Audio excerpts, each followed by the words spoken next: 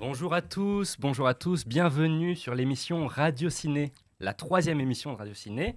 Je suis James Lindon et aujourd'hui je suis accompagné, comme à mon habitude, par les très chers chroniqueurs Thomas Ramsden, ici présent, ainsi que Louis Viau, ici. Voilà, on ajoutera des applaudissements en post-production. Et notre cher invité, nouvel invité, Étienne Deganet. Salut Étienne. Merci de m'inviter, merci.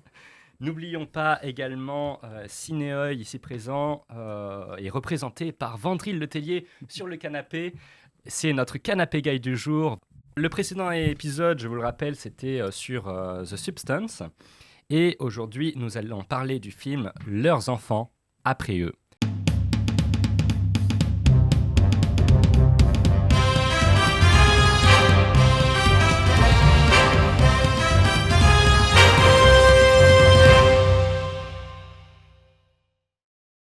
Qu'est-ce que Radio Ciné, je vous le rappelle, c'est une discussion entre amis autour d'un film sorti récemment au cinéma, une analyse sociologique et actuelle de ce film.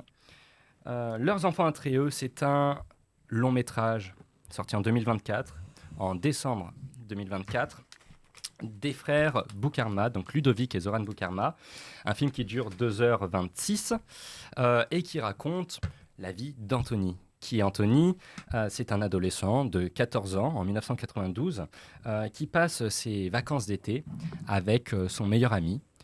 Et Anthony s'ennuie fortement. Il s'ennuie et un jour, il décide d'emprunter la moto de son père, ou plutôt de la voler, puisque c'est sans son autorisation, pour aller rejoindre, rappelez-vous, une jeune fille dont il est amoureux. Le problème, c'est que lors de la soirée où il va se rendre, il se fait voler cette moto, et c'est le début d'un enchaînement terrible d'événements et de circonstances qui vont être dramatiques pour lui, qui vont totalement changer sa vie. On a dans ce film un parallèle entre deux personnages, le personnage d'Anthony et celui de Hassine, qui va être la personne qui va voler la moto. Donc, pour rappel, dans la globalité, le film se passe en 4 parties, à 4 périodes de vie, en 1992, 1994, 1996 et 1998. Donc Anthony, au début du film, a 14 ans, à la fin, il a 18 ans. C'est donc un film qui raconte toute sa jeunesse, ou une grande partie en tout cas de sa jeunesse.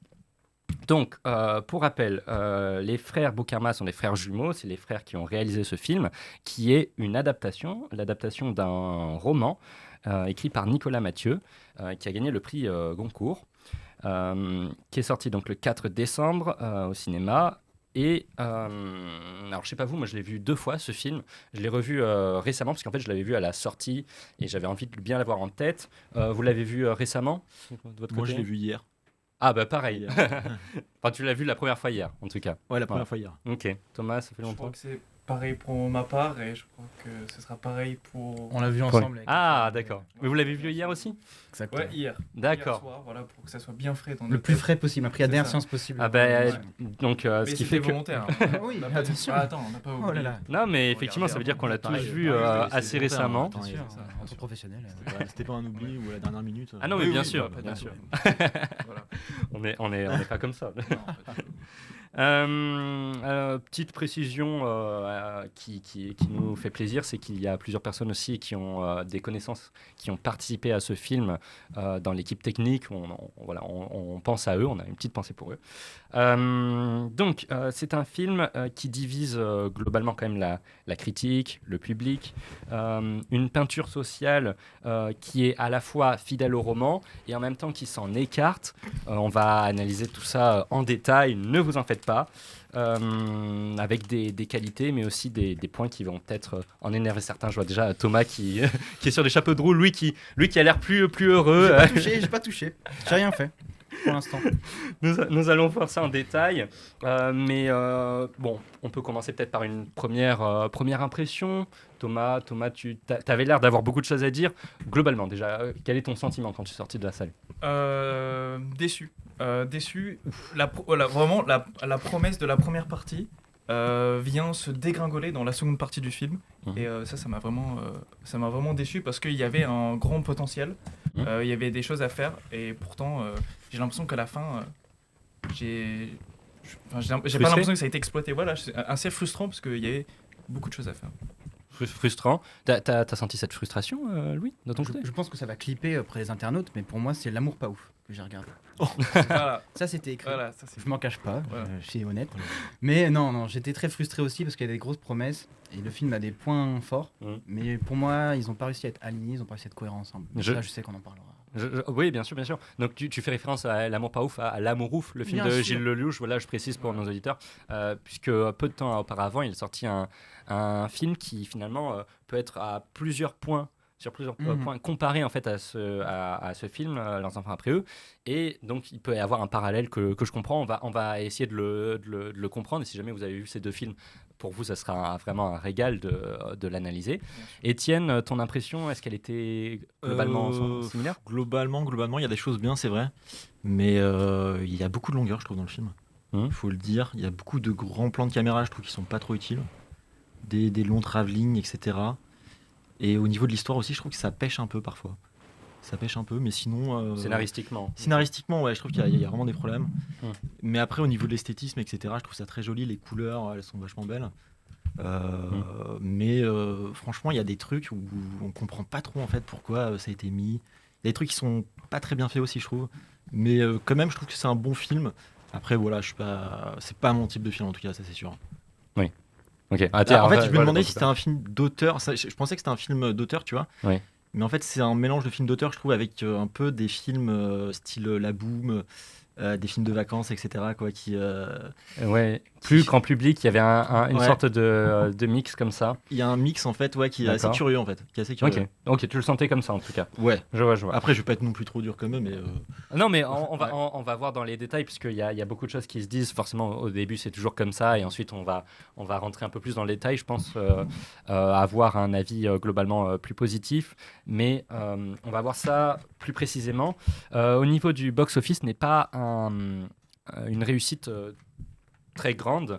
On était sur un budget de 12,2 millions d'euros pour ce film-là. Voilà. Alors, pour vous préciser ça, 12,2 millions, c'est à peu près 2 à 3 fois le budget moyen du film, plutôt 3 fois le budget moyen d'un film, en tout cas d'un long métrage en France. Et les recettes totales ne sont pas encore vérifiées et sûres. Pour l'instant, on est autour des 2-3 millions de dollars, mais on attend d'avoir des résultats plus précis. Malheureusement, on ne peut pas les donner encore. de dollars. Oui, c'était écrit en dollars, parce que c'est sur IMDb.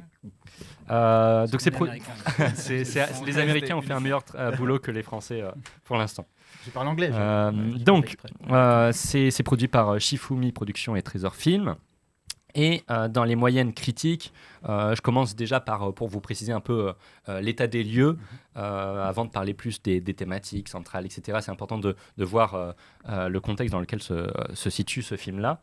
On est sur des moyennes de notes entre 6 sur 10, 7 sur 10, c'est-à-dire assez mitigées. Des appréciations plutôt correctes, mais rien de fou. Pas de notes élogieuses, en tout cas j'en ai trouvé très peu. On est sur du 57 sur 100 sur Metacritic, qui est un peu bas quand même, mais le Parisien qui a mis 5 sur 5. Voilà. Télérama qui a mis 4 sur 5. Par contre, au niveau des cahiers du cinéma, on est à l'opposé, on est sur du 2 sur 5. Merci. Après, les cahiers du cinéma, ça apporte toujours à débat. Voilà, le Monde 3 sur 5. Et ensuite, si on cite des Allociné ou Sens Critique, on est sur du 6 sur 10. En fait, on est sur une moyenne 6, 6,5, MDB 6,5, pareil. Allociné, c'est pas sur 5 ? C'est sur 5. Ok. Allociné, Ils ont mis combien sur Allociné ? Allociné, c'est 3,5 pour la presse sur 5 et 3,6 pour les spectateurs. Ils sont gentils. Voilà, ce qui est quand même pas mal. Ce n'est pas un film qui se fait défoncer, c'est relativement correct. Alors, pour commencer, il faut rappeler quelque chose qui est fondamental, c'est que ce film, c'est une adaptation. C'est l'adaptation d'un roman. Et je vous le rappelle, ce roman quand même a reçu le prix Goncourt, rien que ça. Donc une bonne manière de faire entendre parler d'un livre. C'est un roman de Nicolas Mathieu qui est paru en 2018. il y a bientôt 7 ans. Et c'est Gilles Lelouch, figurez-vous. Donc Gilles Lelouch, qui est un des acteurs principaux de ce film, il joue le père dans ce film. C'est Gilles Lelouch qui a convaincu les frères Boukhara, les réalisateurs, de réaliser ce film. Pour vous raconter la petite histoire, donc c'est Gilles Lelouch qui a découvert ce film, et justement on parlait d'un parallèle avec L'Amour ouf, c'est que justement il n'a pas Gilles réalisé ce film, en tout cas lui voulait en faire une série au début, parce qu'il a réalisé L'Amour ouf, qui lui a pris beaucoup plus de temps. Il a donc confié en fait aux frères réalisateurs. Mais il a produit, je crois, il me semble, le film. J'ai vu qu'il était producteur associé ou quelque chose. Oui, exactement. Mais en fait, Gilles est vraiment à l'origine du projet. Il a vraiment une part très importante. Et de toute façon, on va le repréciser par la suite. Ça se voit aussi dans le film. On sent qu'il a. On sent qu'il est impliqué. Qu'il est impliqué dans la mise en scène, etc. Mais c'est ça. Et puis même si on va un peu plus loin, on parlait des parallèles avec L'Amour ouf. Il y a des parallèles qui sont ressentis dans l'énergie qui se ressentent dans ces films-là. J'ai pas vu L'Amour ouf, moi.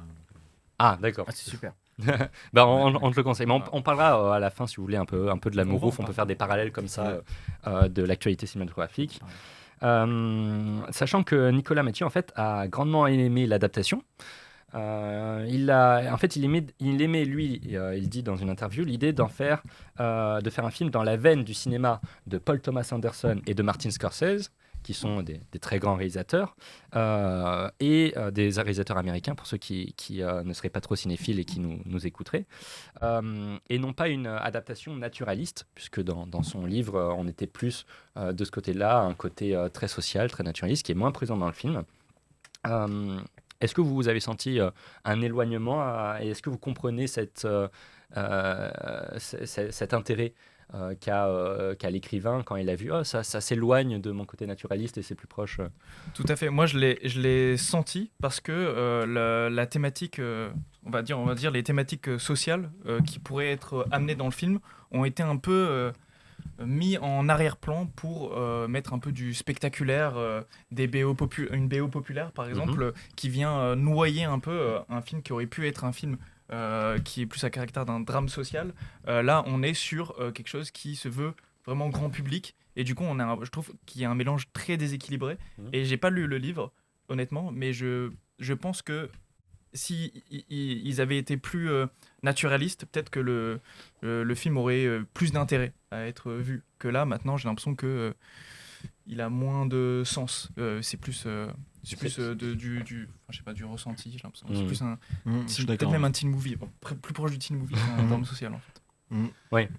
En tout cas, il y avait un peu un mix des deux, à la fois teen movie, à la fois. Ouais. En fait, on est beaucoup sur un film qui nous donne des sensations, qui veut nous donner des feelings, tu vois, des sentiments, jouer sur la nostalgie. Moi, je trouve qu'il y a un gros travail aussi sur le fait que c'est les années 90, il y a une BO très riche, on en parlera sûrement. Oui. Ils ont fait que de nous le rabâcher tout le long. Mais en fait, on nous demande de ressentir des choses plus qu'on nous les fait sentir. C'est ça qui m'a beaucoup dérangé sur un tout film. Voilà. Et c'est exactement ce que nous dit Guy Lodge dans Variety. Et il nous dit « Les commentaires socio-économiques et les conflits de classe qui sont présents dans le roman ont été largement retirés de l'adaptation des Boukhara. Et ces personnages et leurs problèmes ne sont pas assez importants pour soutenir un film qui se veut une sorte d'épopée urbaine. En tout cas, c'est la thématique centrale. Donc ça rejoint un peu ce que vous disiez avant, c'est ça qu'on a retiré ces... Je suis d'accord avec ça. C'est pas assez présent. C'est trop en arrière-fond et du coup, il y a un déséquilibre. Soit on le met pas du tout. Et j'ai l'impression que l'entre-deux est déséquilibré. Ils vont pas assez loin, je trouve aussi, dans comme vous dites, le naturalisme. Ils auraient dû, je pense, plus aller là-dedans. Il y a trop d'histoires de teen, la relation entre Anthony et aussi je sais pas comment elle s'appelle, mais je trouve que c'est trop axé là-dessus, alors qu'ils auraient dû justement parler plus des problèmes du quotidien de cette époque. La romance entre Steph et Anthony, pour toi, a moins de sens par rapport pour vous en tout cas. Mais comme tu disais, je crois qu'il me semble que tu disais qu'ils étaient inspirés des Américains pour faire ce film, c'est ça, non ? Alors, en tout cas, c'est le point de vue de l'écrivain qui trouve qu'il a insufflé en fait un côté très américain. J'ai vu pas mal d'interviews des frères réalisateurs qui, en fait, eux, leur jeunesse cinéphile est passée énormément par le cinéma hollywoodien très, très américain. Et on va en parler un peu plus au niveau scénaristique. S'il vous plaît, parce qu'ils disent, ça c'est un truc, en France, on me dit, ouais, c'est américain. Non, quand c'est américain, c'est souvent bien fait, avec du sens et des choses comme ça. Là, c'est pas américain, c'est tenter d'être américain avec du sensationnel, mais ça ne marche pas parce que en fait, ils croient pouvoir injecter cet aspect blockbuster en fait dans un film français, sauf qu'en fait une recette américaine c'est bien plus que ça, c'est un film avec de la précision, tout dans les détails. C'est exactement ce que j'ai ressenti moi quand j'ai vu le film. Je me suis dit tiens, il y a une inspiration américaine là-dedans. Du coup ça me fait marrer que James dise ça et justement il y a une couleur aussi un peu film un peu de qui se passe dans les fins fonds du Far West, un peu avec les couleurs très Ça, c'est vrai. Oui, c'est vrai, très riches, enfin très chaudes. Il y a des couleurs très chaudes dans un petit village, etc. Il y a cette ambiance qui ressort effectivement, c'est ce que je me suis dit aussi. Et c'est vrai que ça met le doigt sur un truc parce que sur l'américain, même pas sur la manière dont le film a été fait, mais dont ça a été un peu raconté, le fait qu'ils vont dans des grosses soirées, des penthouses énormes, du gars riche, alors que tu vois, son père est l'alcoolique, c'est le fin fond de la France, c'est chaud, tu vois, on a envie de se dire ok, je m'identifie à une jeunesse qui a vécu des trucs qui sont proches de ce que je peux vivre par exemple. Et à côté, il va dans une soirée énorme en mobilette à fumer des trucs bizarres. Je comprends pas où on est. Moi, j'arrive pas à y croire. J'arrive pas à être dedans. C'est vrai que l'univers vous a marqué. Je suis pas emmené en fait. En fait, soit c'est américain et je suis en mode je suis américain, ça y est. Soit c'est on parle de ce que j'ai vécu, mais pas entre les deux. Tu vois. Le déséquilibre entre le social et le spectaculaire, le côté blockbuster qu'ils voulaient rajouter. C'est pas équilibré. C'est dur quoi à faire, c'est normal. Mais c'est dur. Donc on peut parler peut-être parce que là vous avez évoqué rapidement la romance en fait entre Steph et Anthony. Est-ce que vous avez trouvé que c'est au niveau des personnages en eux-mêmes c'était moins développé par rapport au roman? Alors malheureusement j'ai pas lu le roman donc je peux pas. Quelqu'un l'a lu le roman? Non, je ne pas. Moi je l'ai pas lu. On est vraiment désolé, on n'a pas eu le temps de le lire, mais en tout cas. C'est surtout ça, ouais. Voilà. Le temps, mais on le lira potentiellement parce que prix concours 2018, c'est pareil. Avec beaucoup d'éloges. En fait, on ne doute pas qu'il est très bien, mais d'après ce qu'on nous dit, on a un roman source. Alors ça, c'est Sophie Monks-Kaufman dans IndieWire qui nous dit scénario, donc c'est un roman source et un scénario adapté par les frères Bokarma, dans lequel chaque personnage a l'essence de tant d'émotions qui sont condensées en eux, et que l'humble langage visuel est le réceptacle d'un riche drame humain. En tout cas dans le livre, et il faut supporter ce qui ressemble parfois à un téléfilm pour le panorama de la vie qu'il capture au ralenti. C'est-à-dire que on ne capture que l'extérieur en fait de toute la richesse des personnages, de l'univers. Au niveau des personnages, ce qui est intéressant, c'est qu'il y a par exemple le personnage du père qui a globalement été loué comme un des personnages les plus riches et intéressants du film. À l'inverse, peut-être le personnage de Stéphanie, la fille, qui est moins riche, un peu plus en surface, même Assine de son côté. Est-ce que vous avez trouvé que c'était inégal au niveau de la description des personnages, quelque chose comme ça? Moi, je trouve totalement. C'est-à-dire qu'il y a des persos qui ont été traités et d'autres qui vraiment ont été laissés à l'abandon. Donc, c'est Assine, c'est ça? Oui. Qui, par exemple, ce personnage-là, qui des fois manque même de cohérence selon les années. Et je me dis, mais en fait, on s'en est un peu foutu de ce personnage en vérité. Et on s'est vraiment concentré sur. Après, le père, il est intéressant. C'est pour ça en fait que tout le monde l'apprécie parce que c'est le seul qui est vraiment développé plus en profondeur avec le thème de l'alcoolisme. C'est celui, en fait, finalement, c'est le personnage qui lie avec les thématiques sociales parce que c'est un ancien ouvrier. C'est donc en fait par ce personnage-là, on découvre en fait les réalités sociales du territoire dans lequel on est. Et en fait, l'alcoolisme, le chômage. En fait, c'est le personnage qui va porter ces thématiques. Et donc c'est pour ça qu'il est riche parce qu'en fait il va apporter ces choses-là. Les autres personnages, en fait, ils sont pas du tout assez attachés en profondeur à leur zone géographique. Pour rappeler aux auditeurs, en fait le personnage du père, donc on est pour ceux qui n'auraient pas vu le film par exemple, donc c'est un personnage qui est atteint d'alcoolisme. Et qui lutte contre ça toute sa vie, qui va en plus être quitté par sa femme et qui est au chômage. Donc en fait, il porte des réalités sociales très difficiles. Joué par Gilles Lelouch. Donc voilà, c'était simplement pour préciser à ceux qui n'auraient pas vu le film, le personnage dont on parlait. Voilà, on va essayer de pas trop spoiler plus que ça, voilà, pour l'instant en tout cas. Et Voilà. Mais en tout cas, c'est un personnage qui nous a touchés. J'imagine. S'il y a un personnage à retenir qui touche plus que les autres, c'est certainement celui-là. Je sais pas comment on l'a ressenti. Notre côté. Oui, c'est vrai qu'il est très touchant, il joue bien, etc. Moi, je trouve qu'il y a des trucs incohérents au début sur le fait que quand du coup, Anthony prend la moto et qu'il revient sans moto et qu'il apprend du coup le père qu'il lui a pris la moto. Et là, du coup, il y a une violence qui se passe. Il commence à courir après son fils, etc. Je trouve que c'est un peu excessif en fait. Sur le fait il le présente comme une personne extrêmement violente, alors qu'au final, on réalise que finalement, il est plutôt touchant ce personnage et qu'il a rien de violent ou même d'agressif. Donc, j'ai pas trop compris à ce niveau-là pourquoi il avait autant peur de lui, Anthony. Je trouve qu'il y a des moments qui sont un peu incohérents, tu vois. Je sais pas si tu vois ce que je veux dire. Oui, plus c'est une scène très marquante sur laquelle je Et voulais d'ailleurs, revenir le moment où il pète la vitre, ça marche pas comme ça. Je veux dire, il donne un coup de poing sur la vitre et le truc il pète. Non, dans la réalité. Alors on est encore dans cette dualité entre le cinéma américain et français. Moi, c'est une de mes scènes préférées du film. On va essayer de voir ça. Personnellement, ça ne me gêne pas. Moi, ça ne m'avait pas gêné et même je trouvais cette scène brillante. Mais par contre, encore une fois, c'est placé là un artifice alors que le reste n'est pas forcément des artifices. Du coup, c'est l'incohérence du truc, c'est que tu t'attends pas parce que tout le reste est présenté de façon plus réaliste, on va dire peut-être plus naturaliste. Et ensuite, on a une vitre qui se fait briser, une scène de tension avec une musique, une BO composée en mode thriller. Et surtout un plan de caméra où la caméra reste dans la voiture, je crois, il me semble. Oui, c'est assez intéressant de filmer de cette façon-là, mais tout le reste, en fait, la façon de filmer, je trouve qu'il y a une contradiction sur certains plans. En fait, c'est ça qui est étrange. À titre personnel, c'est une scène que j'ai trouvée brillante. Donc, pour rappel, juste avant, Hassine rentre chez lui et il est quitté par son père. S'il me semble bien que c'est son père qui l'accueille. Ou son oncle.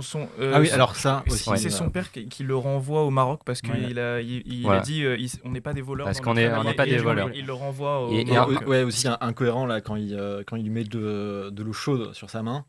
L'eau brûlante. Qu'elle reste plusieurs années. Elle est ultra rouge. Non, bon, ça c'est un autre détail. Mais en fait, ce qui était intéressant, c'est que la transition. Je suis médecin, je sais très bien comment ça se passe. Voilà.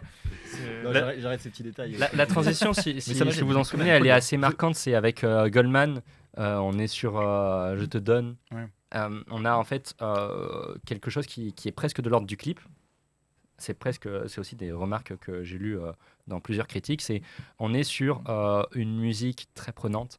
On est sur Je te donne, les sons à la guitare et la mère qui part, qui conduit donc dans sa voiture. Et on est dans une transition aussi où c'est la fin de 1992, c'est la fin du premier acte du film. Et à ce moment-là, bien sûr, avec une musique extrêmement douce, extrêmement belle, on s'attend à quelque chose de très poétique. Et il y a une rupture totale avec l'arrivée du père qui veut totalement tabasser son fils. Je trouvais ça brillant parce que, à titre personnel, moi, j'étais vraiment dedans. J'ai été vraiment angoissé pour les personnages parce qu'on y croyait vraiment. Je trouve que le personnage du père a été assez bien construit pour qu'on sente la pression qu'il y a derrière eux et le danger que cela peut représenter. Et donc, tout ça est très marqué et très rythmé avec la musique, tout du long. Donc, ce qui est étrange, c'est effectivement que ça se place dans un contexte où, par rapport au reste du film, ça paraît presque clipesque, presque trop américain. Donc, c'est un peu la dualité. Par contre, la scène en elle-même, je la trouve assez brillante, assez touchante. C'est pour ça que j'étais un peu en désaccord quand je trouve que ça marche bien. Le fait que le père, il veuille qu'il casse la vitre, qu'il veuille rentrer dans la voiture, tabasser son fils. Je trouve que c'est très prenant. Je ne sais pas si vous êtes d'accord par rapport à cette scène en particulier. Et je vais reparler aussi un peu de la question portée sur les personnages au tout début, je crois. Je vais un petit peu nuancer le truc. À mon point de vue, c'est que j'ai pas été emmené parce que j'avais pas d'attache au personnage principal. Pour moi, il n'y avait pas de risque. C'est qu'en fait, le père qui s'énerve, ok, il s'énerve. Enfin, que risque le personnage? Qu'est-ce qu'il veut? En fait, les personnages à côté, comme ils sont pas tangibles dans mon esprit, je sais pas ce qu'ils veulent, je sais pas qui ils sont, je sais pas quelle est leur faiblesse, je sais pas où ils vont, je sais pas quel est leur objectif. Le film pouvait s'arrêter là et le film était fini à mes yeux. Tu vois, pour moi, pour que je sois pris dedans, il faut que le perso, il risque un truc, et si ça lui arrive, ça me fait vraiment chier. Ouais. Bah là, Là, on le sentait pas.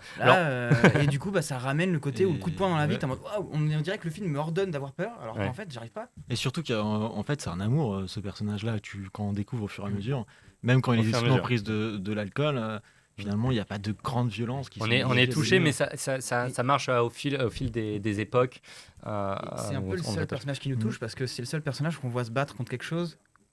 Qui défend son fils à chaque fois. Il veut quelque chose, il veut retrouver son fils, il veut arrêter l'alcool et tout, mais les autres personnages, on sait pas ce qu'ils veulent jusqu'à la fin. Je dirais même que c'est peut-être un des personnages où il y a une imperfection qui est bien dosée, dans le sens où il est imparfait parce que c'est un père violent, qui est pas forcément tout le temps responsable, qui est alcoolique.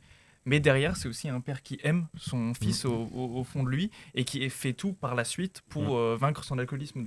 Et donc, en fait, c'est un peu la victime de son époque. En fait, il est victime de ces années 90 qui étaient difficiles. Et donc, tout de suite, voilà, son imperfection, elle est tangible. Par contre, les autres personnages... Bon, on va de toute façon, on va reparler un peu plus en détail après du scénario. Simplement, j'aimerais reparler un peu de la carrière des réalisateurs pour vous rappeler. Donc, c'est des frères jumeaux qui ont auparavant, donc les frères Boukerma, réalisé 3 longs métrages, mais qui sont aussi très jeunes. Ils ont 35 ans, si je me rappelle bien, 35 ou 36 ans. Ils sont très jeunes et les films précédents qu'ils ont réalisés, je vais vous le rappeler, il s'agit de Willy Ier, Teddy, L'année du requin. C'est globalement soit des comédies sociales, soit des films d'horreur. Le genre de l'horreur est un genre qui les touche. Et c'est la première fois qu'ils font une adaptation dramatique, sous forme de drame. Est-ce que vous avez vu l'un de leurs précédents films ou pas ? Étienne ou Thomas non, personne. Comment ils s'appellent les films ? Teddy, Willy Ier, L'année du requin. Willy Ier, c'est quoi ? C'est sur un... Willy Ier, c'est sur un homme qui a 50 ans et qui va partir de sa maison pour aller habiter, devenir indépendant et habiter dans un autre village. C'est pas quelqu'un qui est en situation d'handicap ? Si, je l'ai vu ce film. Et il est vraiment exceptionnel. En vrai, je l'ai adoré. C'est leur tout premier film. C'est extrêmement touchant. Oui, oui. En plus, Tom, du coup, l'a vu également. Il est sorti aujourd'hui absent. Et il est sorti en 2016. Ouais, 2016. Et il est vraiment bien. Et pour le coup, là, il y a un côté... en fait, le naturalisme, il est transformé par on va dire des jeux cinématographiques où on va voir... c'était pas d'un point de vue réaliste. À un moment, par exemple, il y a un moment dans le film où il démarre une moto, un scooter, et en fait on va avoir une scène à l'américaine, mais volontairement un peu parodique, dans le sens où on va se rapprocher de lui il est ultra fier, on dirait qu'il conduit une bécane de luxe, mais en fait c'est juste un petit scooter, mais c'est touchant parce que on est avec lui, on ressent comment lui ressent sa vie autour de lui, et du coup c'est extrêmement sensible. Et alors là, c'est le jour et la nuit. En fait, il y a eu un gros changement, mais c'est ce que nous dit David Rounet dans The Hollywood Reporter. Il s'agit d'un pas en avant. Écoutons David Rounet. Non, mais il parle justement des frères Boukerma. Et il dit qu'il s'agit d'un pas en avant énorme par rapport aux films de genre à plus petite échelle qu'ils faisaient avant, qu'ils ont réalisé jusqu'à présent, et ils apportent une touche cinématographique satisfaisante au matériel qui semble plus hollywoodien que français, pour le meilleur ou pour le pire, c'est ce qu'on disait juste avant. Mais donc il y a eu vraiment dans leur carrière un changement. Alors je me suis pas mal renseigné sur les réalisateurs qui sont quand même assez jeunes, et puis c'est aussi assez rare quand même des réalisateurs qui sont des frères jumeaux, ça n'arrive pas tous les jours. Ah ouais, il y en a quand même. Ah, des frères jumeaux. Jumeaux. Il y a des frères, il y a des frères Cohen. Il y a des frères, mais là c'est vrai que c'est assez particulier. Et on va parler un peu plus ensuite de l'endroit où ils ont vécu, puisque le film se situe dans le Grand Est. On va parler plus précisément de ce côté-là. Est-ce que ça les a touchés ? Mais de manière générale, je voulais insister sur le fait que auparavant ils ont fait des films de genre ou des films plutôt comiques, et qu'ils font avec ce film-là un changement un peu dans leur carrière, un changement à noter.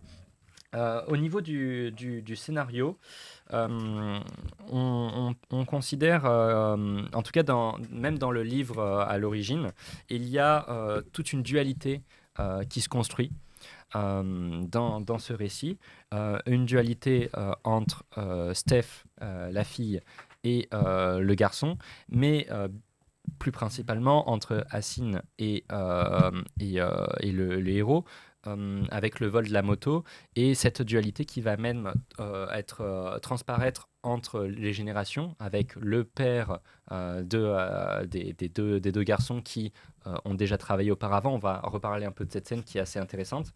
Il y a David Rounet, encore dans Hollywood Reporter, qui nous dit que, sans trop insister, les Boukhara utilisent le miroir pour montrer à quel point les deux familles se ressemblent malgré leurs différences culturelles.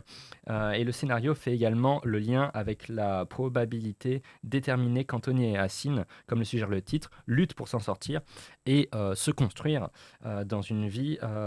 construire une vie dans un endroit moins abrutissant. Dans le livre ça Dans le film, là. Dans le film, pour le coup.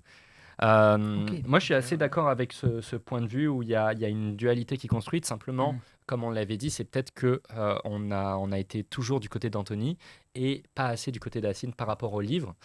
J'imagine que... Là, le personnage d'Hassan est parodique pour moi, malheureusement. C'est qu'on le voit très peu, et dans ses choix, déjà, en dehors de ne pas les comprendre, mais juste de les constater, parce que le personnage, on ne sait pas où il va, juste on fait « Ah, il est là ». Okay. Parce qu'à chaque fois qu'il revient 2 ans plus tard, sa trajectoire a changé du tout au tout. Donc je spoil pas. Enfin, peut-être tu peux faire des petits spoils. Non, c'est pas trop. Oui, tu peux. Je fais un tout petit spoil, mais bon, au début, c'est un peu un caïd. Il est envoyé au Maroc par son père. Il revient avec 45 kilos de drogue. Pour vous dire un petit peu, pénalement, voilà, c'est très répréhensible. C'est du grand banditisme à ce niveau-là. Et il a géré quand même pour les ramener. Et déjà, il a géré premièrement dans sa petite voiture. Et après, il prend le contrôle du four total en tabassant son ancien meilleur ami pour prendre le contrôle du deal de drogue. 2 ans plus tard, rangé, père d'une petite fille et marié. Et il a acheté une moto qu'il a durement acquis. Enfin, attends, 4 ans plus tard, non Attends, après la drogue, je trouve que c'est 4 ans plus tard, parce qu'entre-temps, il y a... tentative de meurtre. Excusez-moi. Quand même 4 ans plus tard aussi. 4 ans... Ah oui, pardon, en 4 ans, on peut se ranger. En 4 ans, c'est vrai qu'il a une petite fille. Ouais. Il a une petite fille qui s'est mariée. J'ai dépeint un peu de manière à la burlesque le truc. J'ai exprès grossi les traits, mais c'est un personnage que je comprends pas du tout. En fait, je vois ce qu'ils veulent dire en disant regardez, c'est un gars qui a fait d'autres choix parce qu'il a eu d'autres clés et d'autres portes. Ouais, mais il a eu des portes qui sont pas ouvertes aussi.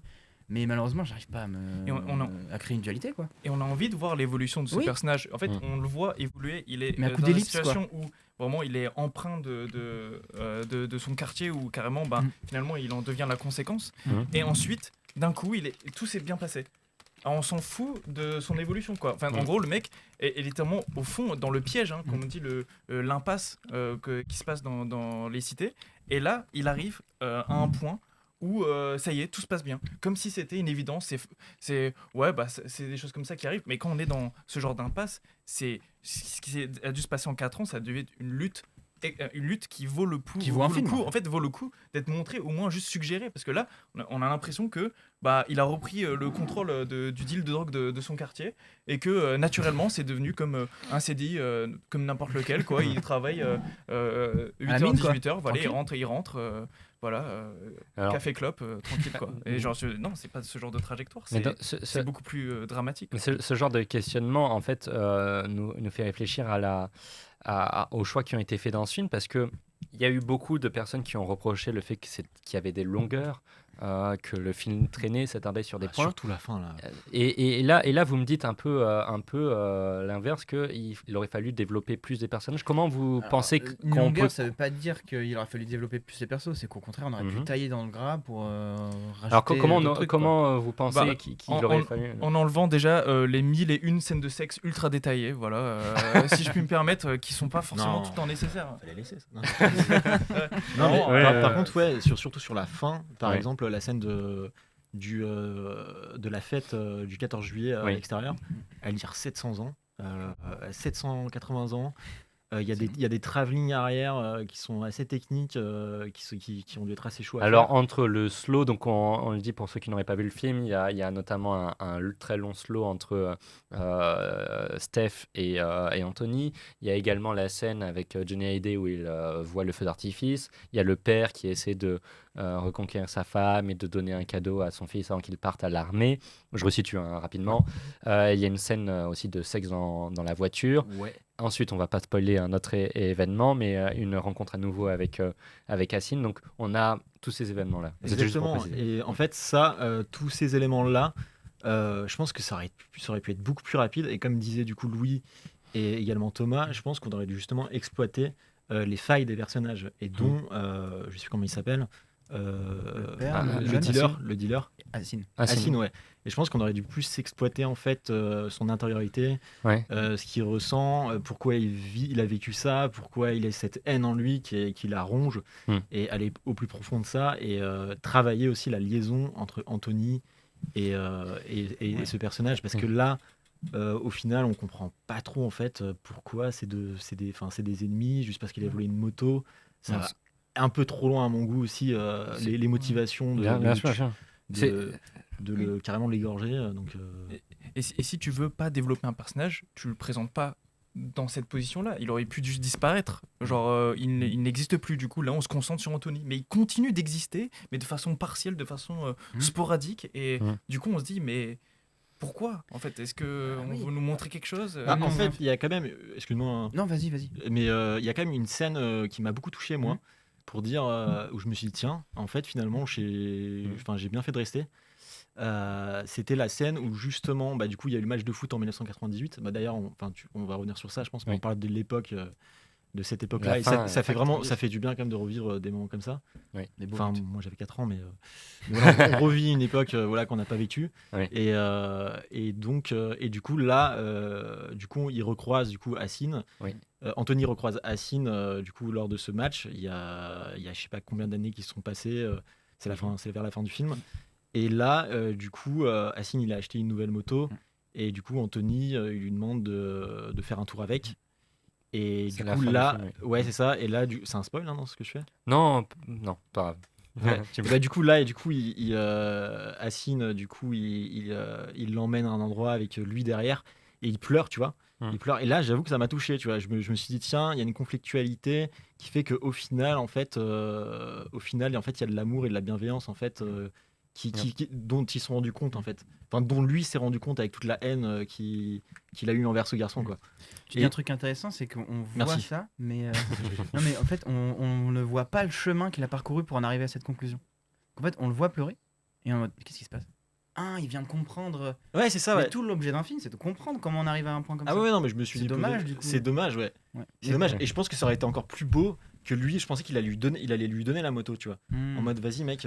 Et la finalité, on est d'accord, ça va pas du tout dans le sens de ce que. Tu vois, c'est ça, et c'est ça les fausses Exactement. promesses. Ouais. Si on promet un truc et ça se passe pas. Ouais. Et ça se passe vraiment dans un sens en mode, mais non.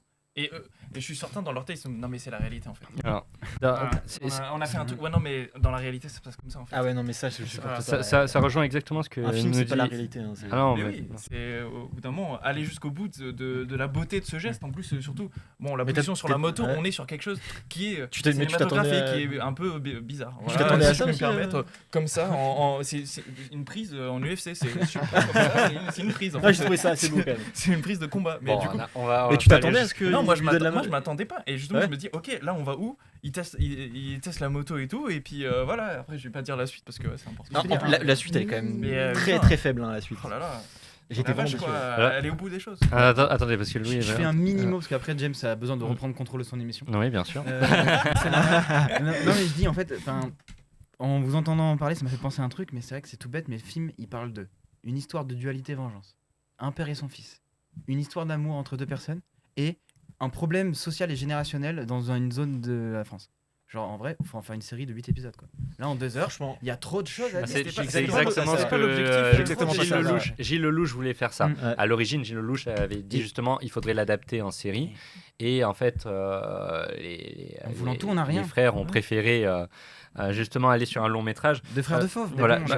J'ai juste vous citer quelques critiques qui rejoignent totalement. C'est une série en fait, tout ça, c'est une série. Il faut juste dire aux frères d'écouter Gilles et de regarder L'amour ouf aussi. Gilles donne des bons conseils.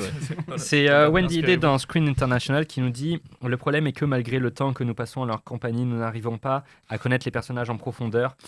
Steph, donc la fille, est certainement jolie, mais nous devons en savoir plus sur elle pour comprendre le béguin dévorant qu'elle a pour Anthony, ou pour avoir la patience d'assister à leur interminable, alors lui il est interminable slow du 14 juillet. Et Christopher Rhin dans Loud and Clear Reviews qui nous dit « Il y a trop de commérages, de querelles dramatiques, d'hésitations et pas assez de réflexion sur les déceptions et les échecs des parents qui déteindront inévitablement sur leurs enfants, qu'ils le veuillent ou non. » D'accord. Donc on est sur. On peut l'inviter d'ailleurs. Voilà, c'est parce que ça rejoignait assez justement tout ce qu'on disait. C'est un manque de profondeur.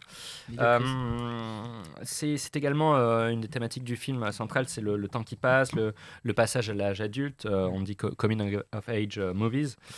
C'est une des thématiques centrales du film. Pour moi, c'est aussi un film qui parle des occasions perdues.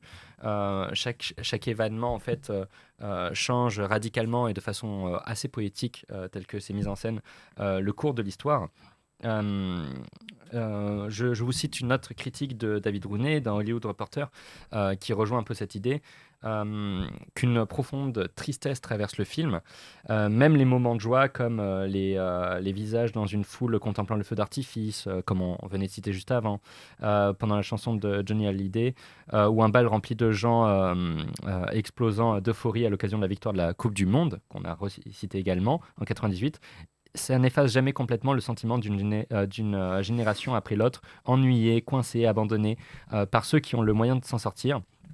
Est-ce que vous avez senti que ce film essayait de jongler un peu sur un aspect comme ça poétique en montrant le temps qui passait et qu'on était un peu dans ce registre ?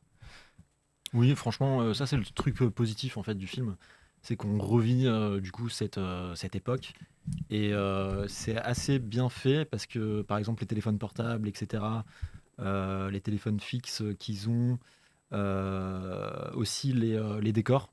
Les décors, comme je disais tout à l'heure, il y a des couleurs assez chaudes. On retrouve un peu l'architecture intérieure des maisons qu'on n'a pas aujourd'hui. Donc il y a une certaine poésie en fait qui est dans ce décor-là et aussi un petit peu dans le jeu d'acteur en fait, je trouve aussi, qui est plutôt naturaliste en fait le jeu d'acteur. Moi j'ai l'impression. Ça reste assez conforme à ce qu'on retrouve aujourd'hui. Mais il y a pas mal, oui c'est ça, il y a vraiment quand même une touche de poésie en fait à travers ce village et à travers les émotions des persos quoi. C'est ça, d'arriver à capturer une sorte de forme poétique finalement, alors essentiellement à travers la mise en scène, mais également le montage, l'image. La moto qui est très poétique aussi finalement. Les scènes, tu veux dire en moto avec des travelling ou des choses comme ça qui montrent les dualités des personnages. Qui est au cœur du film en fait. Alors, chose intéressante, parce que tu parlais du fait que les acteurs ont peut-être eu des indications de jeu assez naturalistes, c'est le fait que Paul Critcher, donc, qui interprète le personnage principal d'Anthony, a travaillé avec une chorégraphe, figurez-vous. Une chorégraphe, pourquoi ? Pour travailler sa posture, comment il fumait des cigarettes, comment il se tenait. Je ne sais pas si vous avez remarqué, mais dans l'évolution du personnage, ça c'est assez intéressant de montrer comment, donc, dans cette évolution au fil du temps, le personnage ne se tient pas de la même manière, il ne parle pas de la même manière, il y a une évolution qui n'est pas que vestimentaire et physique. Pour vous, c'est du... On s'en fout Anthony, c'est ça ? Oui. Ok, moi j'ai été un peu moins touché, mais peut-être que c'est très personnel. Mais j'ai trouvé justement que c'était le personnage qui évoluait le moins. Parce que les autres personnages... le père, le louche, son évolution, elle est formidable, je trouve. Parce qu'en plus, il y a vraiment quelque chose dans l'attitude. Mais lui, justement, je m'étais dit, quand 2 ans passaient, juste sa coiffure changeait. Mais peut-être que je suis très méchant. Non, moi je suis d'accord, il n'y a pas de changement physique. Je suis d'accord. Et les changements de posture et tout, bon, c'est des petits détails, mais par contre, il faut changer les gimmicks, tu vois, les mimiques du personnage qui sont la même. En fait, tu changes la posture, les cheveux, mais en fait, comme on sait toujours pareil, il y a cette posture de. Toi, tu le fais bien. Voilà, comme tu veux pas jouer là. Voilà. qui a l'impression qu'il est un il peu est- lent, tu vois. Dans son jeu, il y a un truc Ouais. très particulier chez lui. Oui, bah, Ce qui est- après, c'est unique un peu. À mon presque. avis, c'est ce qu'il Ouais. voulait en vérité. C'est pour ça Il qu'en recherchait vrai, ça. en vrai, je crois que c'est réussi dans ce qu'il voulait. Mm. C'est juste que malheureusement, ça suit pas la volonté d'évolution, disons. Je l'ai pas hein. senti plus mature au fur et à mesure des années, tu vois. Je me suis dit, normalement, quand 2 ans passent, justement, faut qu'on voit qu'il a grandi avec Ouais. et que son temps, Ouais, il évolue, tu vois. Il est son décor bouge pas. C'est un Ouais. peu une volonté, je pense. Ouais. Mais lui, j'ai envie de le voir changer. Tu vois. Ouais. Et je l'ai pas senti ça. Ouais. C'est vrai qu'il y a Il toujours, court la toujours même, après la même fille, la même ouais. façon pendant Il a, 8 ans. il a 14 ans et de 14 ans à 19, il n'y a pas de changement physique, il n'y a rien eu. Et aussi, comme Ouais. tu dis, dans sa Ouais. façon de parler, il aurait dû être, je pense, plus cintré, plus. Ah, puis la prosodie, c'est une chose. La prosodie, c'est la manière dont on Ouais. s'exprime. Mais il y a aussi ce qu'il doit dire. Quel regard il offre à une situation. Quand t'as Les 12 ans, réflexions. 14 ans, t'as pas le même regard que quand t'en as 18. T'as une Et vous maturité. n'avez pas trouvé qu'il y a eu une évolution à Moi, ce je l'ai niveau-là pas vu, mais je suis Pas peut-être assez. très aveugle. Pas C'est assez possible. marqué, pas assez c'est marqué. marqué. En fait, j'ai senti que c'était la volonté, Mhm. et du coup, j'ai apprécié le fait de tenter d'aller là-bas, mais Mhm. plus quoi. Mhm. On Surtout que a... C'est un film qui parle de Ouais, ça. je suis d'accord. ouais. Non, mais bien sûr, bien sûr. On a Ella Bittencourt dans Fritz Magazine qui nous dit ce film doux et mélancolique fait des frères Boukarma des chroniqueurs passionnés du sentiment croissant d'enfermement socio-économique de leur génération. Il y a quand même des personnes qui ont été très touchées par la poésie qui se dégageait de ce film. Vous trouvez que c'est un peu exagéré Je suis voilà. pas insensible à la poésie, attention. Ouais. Moi, c'est juste l'évolution, je l'ai pas beaucoup vu. Plus Mais, l'évolution des personnages. Dans la ouais. simplicité et dans la manière de Ouais. raconter la France, on va dire. Enfin, si Mhm. je dis peut-être un truc un peu compliqué, bizarre, mais en plus c'est en Lorraine. Bon, je suis pas originaire de là-bas, mais Ah, c'est en Lorraine. je connais Moi, la dans ma région. tête, c'était dans le Vo- sud. Vosges. Alors Ailleurs, non, pas du tout. ailleurs, On va Il y a préciser des ça montagnes et tout, juste ouais. après, justement. Je m'avance un peu, mais, c'est dans le On va le préciser nord-ouest. après, Ouais. c'est Épinal. Ouais. C'est juste la manière dont il y a eu un truc de. J'ai pas vécu cette époque, mais j'ai l'impression de l'avoir senti. Tu vois. Genre Mhm. il s'assoit à table, il mange ses spaghettis. Par exemple, un coup de travail de mixage, c'était un peu dégoûtant, mais on entendait les spaghettis. Et là, on y était. Là, t'es à table, le dimanche midi, c'est pas. Ouais, t'avais envie de les manger, les spaghettis. ouais. Ouais, tu vois, il y a un truc de je suis là, je sens la Ouais. scène, tu vois, je sens Ouais. le truc, il y a les bicyclettes, le Solex et tout. Enfin, il y a un- Et- Ouais, là, il y a juste un dernier truc sur la poésie. Je trouvais ça intéressant aussi. C'est les plans en moto. Là, il faut dire qu'il y a quand même une esthétisme assez particulière et Mm. extrêmement intéressante Ah. en termes d'image. Justement, ce qui est étonnant, Ouais. c'est que on a des points de vue un peu contradictoires. Alors, parle pas forcément de la scène en moto, mais on a David Rounet encore dans les vidéos de David Rounet Et Rooney- J'adore. Rooney, homme Non, du mais, match. mais là, qui va un peu à Euh, l'encontre, qui nous dit les travelling, et ça va peut-être vous intéresser, notamment Louis, qui est aussi chef opérateur, il va nous en dire un mot. Les travelling sont devenus un cliché dans les films français sur la jeunesse, et les réalisateurs n'ont pas hésité à les utiliser, accompagnant les personnages dans plusieurs séquences fluides. Alors là, ensuite, il va préciser un peu, pas en descendant le film, mais en étant un peu rude sur cette question. Alors, il y a les scènes dans la moto qui sont pas forcément des travelling Non, à voir. ça c'est des longues focales. Ça, Ouais, à vérifier. Ouais, peut-être. c'est sûr. T'as vérifié. Mais en tout cas, les travelling, on parle plus peut-être de la scène du slow en travelling Techniquement, circulaire un travelling, autour. c'est quand la caméra se déplace. Ouais. Donc, Ouais. si la caméra suit la moto, c'est un travelling techniquement. Mais après, on va pas non plus. On va pas giboter, mais en tout cas, c'est voilà, c'est l'idée. Je pense qu'il parlait plus de ce côté un peu fluide. Caméra embarquée, je pense, la moto, à mon avis. C'est un mouvement. Mais oui, d'accord, ok. Bon, en tout cas, je sais pense pas, qu'il parle de Peut-être la caméra, tu la mets sur une dolly, c'est une caméra embarquée sur une dolly. Oui, mais Tu enfin pour moi, genre soit il y avait une longue focale et ils étaient genre à 500 Ouais. mètres en train de filmer la moto qui avançait. Ah oui, non, je pense pas.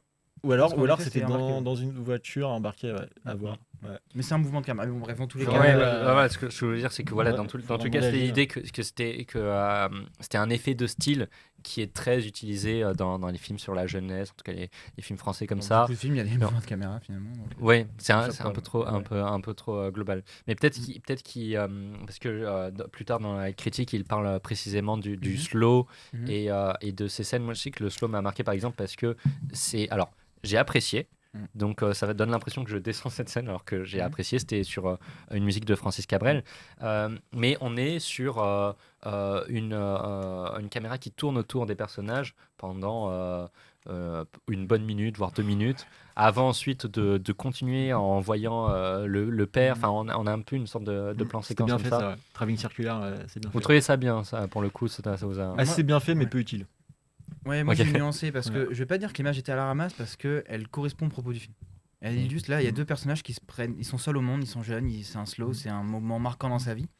Et en fait, le travelling circulaire comme ça, il donne vraiment une bulle. Il y a que au milieu de la fête, on distingue plus rien d'autre. Donc je trouve ça réussi, mais je trouve ça un peu facile et un peu pauvre dans le sens où peut-être qu'il y a d'autres choses à raconter. Ils sont seuls autour d'une fête. Je suis pas à la place des réalisateurs, je suis pas à la place du scénariste, mais je pense que sur une scène d'une minute, tu peux raconter autre chose que deux jeunes. Tu vois. Une fois que tu as passé le moment de j'ai compris, ils sont ensemble, une fois que ta sensation elle est passée de ok, je suis vraiment avec eux, ils sont seuls, il reste 40 secondes quoi. Et là, t'as pas utilisé ton téléphone dans le cinéma donc c'est chiant, mais t'as envie quoi. Enfin, non, mais bien sûr, bien sûr. Du coup, voilà, je suis pas assassin en disant c'est nul, c'est à côté, parce que non, c'est quand même, ça correspond, ça marche. Tu vois. Moi, j'aurais sûrement opté sur une solution un peu similaire, mais j'aurais quand même varié. J'aurais au moins demandé qu'est-ce qu'on raconte d'autre au réalisateur. Oui. Dans ce cas-là, on inclut quoi d'autre. Et puis, à force d'utiliser une BO à tort et à travers en mode un jukebox, et bien dès qu'une musique se lance, bah là, on arrive à la fin. Voilà, il lance une nouvelle musique, et ben moi, je suis saoulé. Je me dis, encore une BO, on est sur sa playlist Spotify préférée, là, il a remis un son. Ouais. Encore un son, ok, bon, voilà, il le kiffe, il va le mettre en longueur. On va parler voilà. de la musique avec après. James, attention. Mais Ça, là, on va en parler parce que musique, non, mais c'est une vraie question à traiter parce que bon, en plus à titre personnel la musique ça me touchait. On va avoir toute une section, on va en parler. Ne vous en faites pas si vous avez vu le film, je pense que vous attendez à ce passage-là. Je pourrais juste continuer mais voilà, sur un truc sur oui, vas-y, je t'en prie. Oui. parce qu'il parlait de travelling arrière, le travelling circulaire qui était vraiment beau, faut le dire aussi. Enfin après moi à mon goût en fait, il y avait beaucoup trop de mouvements de caméra dans cette scène.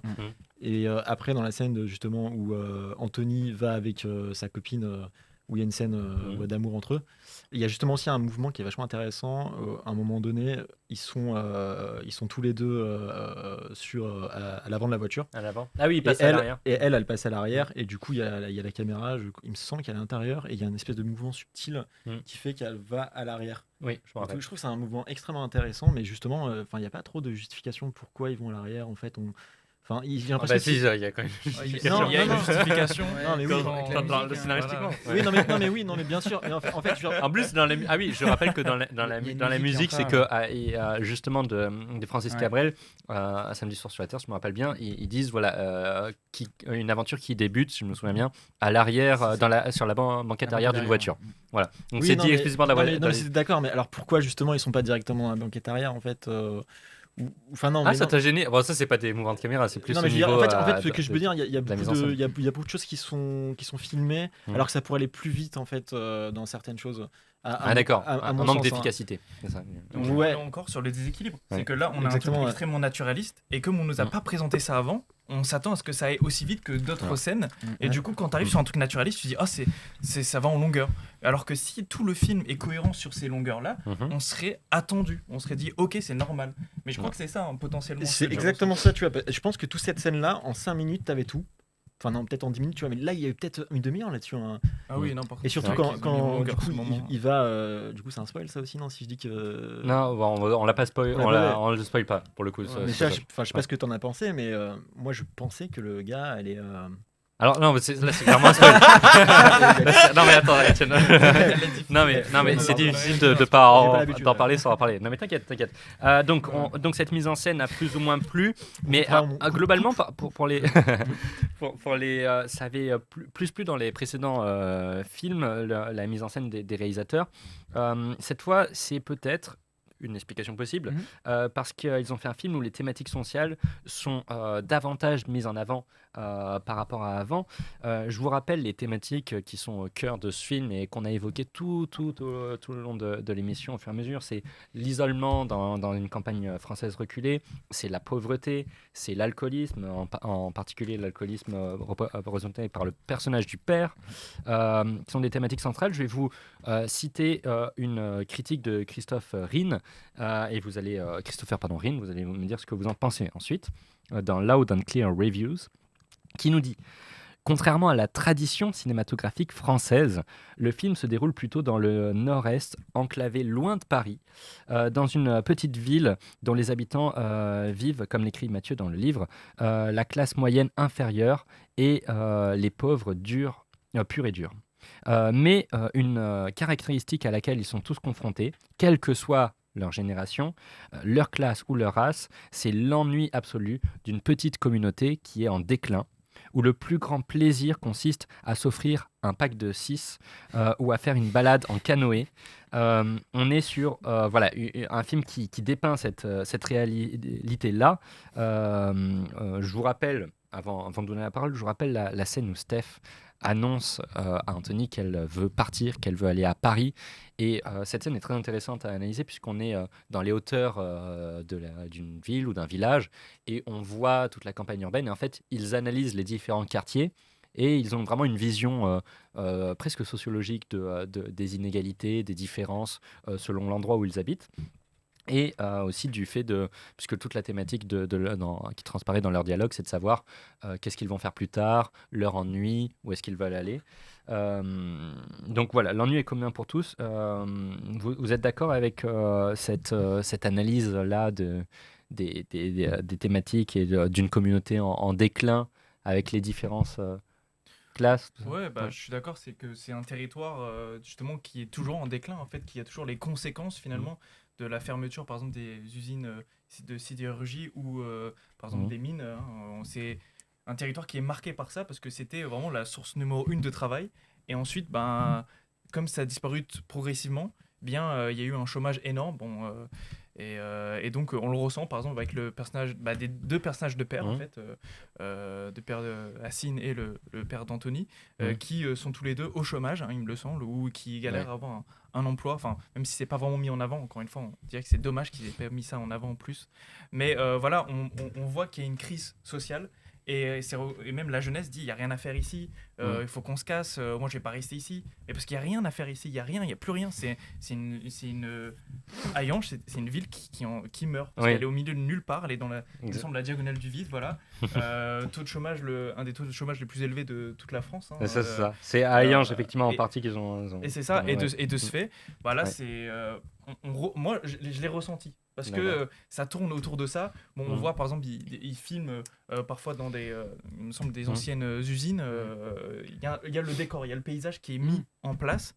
Donc oui, on ressent ces thématiques sociales. Et moi, ça me frustre parce qu'on les ressent, on les voit, mais elles ont pas assez imprégné le scénario. Okay. Mais sur ce sujet, je crois que Monsieur Letellier, Canapé Gay du jour, c'est ça, notre Canapé Gay, Vandril pourrait intervenir en qualité de président de Cinéi. Moi, il y a un mot qui me vient, plutôt un vers, vu qu'on parlait de poésie. Louis parlait de poésie. C'est « Quand tu aimes, il faut partir ».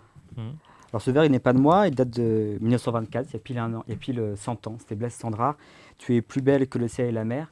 Mais quand tu aimes, il faut partir, en effet, le thème de la fuite est omniprésent dans le film. C'est l'échappatoire. Anthony, il veut partir, il veut fuir son quotidien. C'est un horizon qui est bouché. C'est la vallée industrielle de Lorraine, la vallée de la Fensch avec la ville de Florange. C'était un endroit où la sidérurgie était important. C'était la famille Devindel qui dirigeait pendant longtemps l'industrie sidérurgique. Aujourd'hui, c'est ArcelorMittal.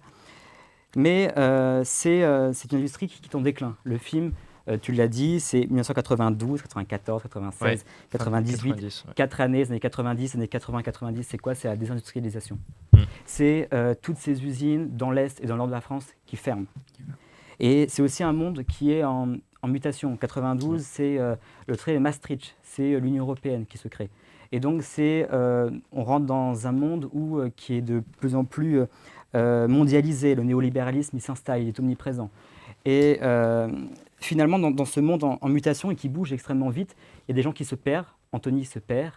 Et Anthony, il représente à travers lui plein d'autres jeunes de ces années-là, les années 80, 90. Les jeunes. Et dans les différents aussi quartiers, tu vas peut-être pouvoir le préciser, mais on a donc la banlieue pavillonnaire, on a le quartier HLM, on a aussi les quartiers des riches avec des inégalités au sein même d'une région où tout le monde a comme point commun un ennui fort et une sorte d'exclusion par rapport à la capitale. Mais en même temps, il y a des inégalités entre eux. À l'intérieur, il y a un peu cette dualité. Est-ce que tu peux nous en dire un mot plus sur les différentes classes sociales qui sont dépeintes dans ce film? Oui, tu vois, ce qui est intéressant, c'est que tu évoquais une chanson de Goldman, Je te donne. Oui. une autre chanson qui est un peu plus vieille, qui est antérieure, on va dire, à la période qui est dans le film, Ouais. des 90. Envole-moi, 84, il me semble, 83-84, Envole-moi. Voilà. Goldman, Tu toujours vois, dans le cœur. on a un connaisseur ici. Ouais. Oui, Envole-moi, c'est quoi? C'est l'idée d'un jeune qui veut s'envoler. Oui. Qui va réussir à s'extirper de sa banlieue, des déterminismes sociaux, Oui.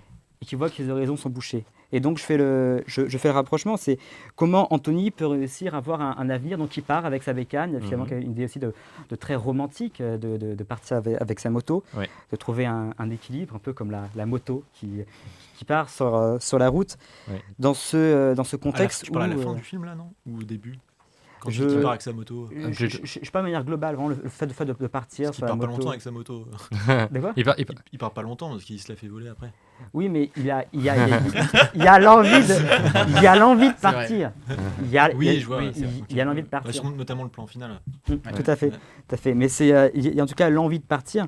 Sachant que voilà, pour reprendre une donnée, donc c'était la Direction générale du Trésor qui disait que en France, l'industrie a perdu 1,9 billion d'emplois entre 1980 et 2007, 36% de l'effectif.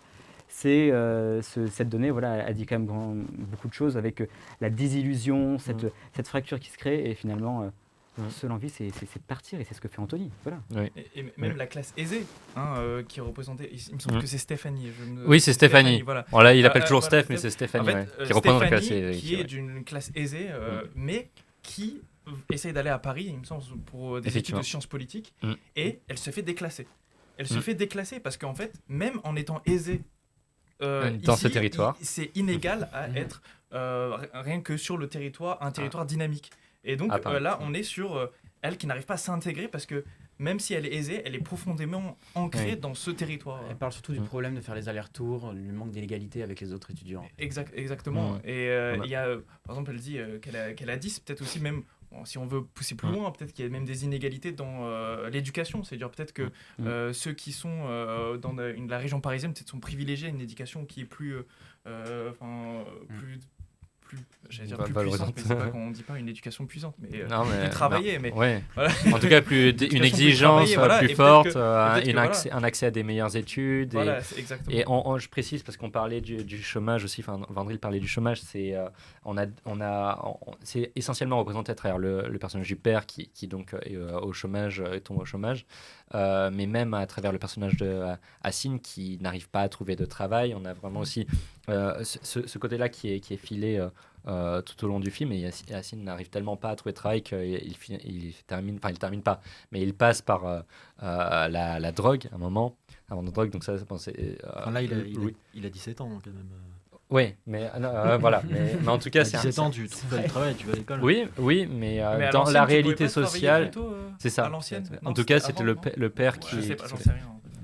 Il y a un contexte de misère aussi, où là, un contexte de misère. Il y a la pression, c'est ça. Parce que lui, il a perdu son emploi, du coup, il faut travailler. Et pour parler du lieu, il y a à nouveau Wendy Idé qui, dans Screen International, nous dit le film est particulièrement réussi dans le choix évocateur du lieu. On a l'impression que la plupart des problèmes auxquels sont aujourd'hui confrontés les enfants de la ville sont dus à la fermeture des usines et à la négligence qui en a résulté pour la communauté. Ces enfants ont grandi avec des pères dont la déception s'est depuis longtemps transformée en colère et en violence. Donc là, on pense à la violence du père, encore une fois. Donc voilà, c'était simplement pour ajouter à ce côté-là. On a donc la solitude, on a l'isolement, la pauvreté, le racisme également. Dans une scène particulièrement... Voilà, l'ouverture du film, c'est assez intéressant. C'est donc, pour rappel à ceux qui n'auraient pas vu le film, ils se rendent dans une grande soirée organisée par des amis de Stéphanie. Et lors de cette soirée, il y a donc le personnage de Hassine et son meilleur ami qui sont exclus de la soirée. On n'a pas d'indication sur la raison pour laquelle ils sont exclus. On sait juste qu'ils sont dégagés par le fils du propriétaire de la maison, si je me rappelle bien. Et au moment donc, où ils partent, Hassine fait tomber un barbecue au centre du jardin et ensuite insulte toutes les personnes présentes ce soir-là, avant, donc on l'apprend plus tard, de voler la moto. là, encore une fois, à ce moment-là, ça dépend une sorte de racisme. C'est même dit explicitement dans les dialogues, si je me rappelle bien, puisque ils disent oui, vous êtes raciste. Voilà. C'est pas très fin. C'est pas très fin, c'est pas dit de manière très subtile, mais en tout cas, c'est présent et c'est présent de manière un peu filée comme ça tout au long aussi du récit. dans la scène, évidemment, où il est dans sa chambre, en train de s'imaginer, en train de carrément, on va dire, mettre un gros coup de pression avec un flingue. Exactement. Avec, un peu à la mode De Niro, mais bon, pas trop. Exactement, c'est un peu un rapport avec la De Niro, effectivement. Des propos racistes durant cette scène. C'est ça, là, vraiment, c'était explicite. Et là, on l'a vu. Donc là, c'est le personnage d'Anthony, je précise, qui a ces expressions-là. Et là, j'ai vu, effectivement, qu'il y en avait. Et je pense que c'était, je sais pas si c'était, à cette époque-ci, je sais pas trop comment c'était en fait socialement à ce niveau-là. On peut, je crois que j'avais une citation, mais en gros où il précisait justement que c'était transmis par les familles dans ce contexte-là, et en même temps le point de vue du réalisateur est un peu en demi-teinte à ce niveau-là, puisque rappelez-vous, on apprend plus tard que le père de Hassine a travaillé avec justement le père d'Anthony, et donc cette apparente transmission d'une forme de racisme dans la famille en fait est remise en question après avec un changement où en fait on se rend compte mince, mais ils ont aussi travaillé ensemble, donc c'est assez mitigé les points de vue. Là pour le coup je trouve que c'est assez bien en fait, je trouve, parce qu'en fait il y a toujours une ambiguïté quand quelqu'un a des propos racistes. Souvent c'est quelqu'un de confus, c'est pas quelqu'un qui est tout blanc ou tout noir, souvent c'est des gens confus. Par exemple là on voit que potentiellement, je sais pas, on l'a pas vu, le personnage du père, ça se trouve il est potentiellement, parce qu'à un moment il regarde à la télé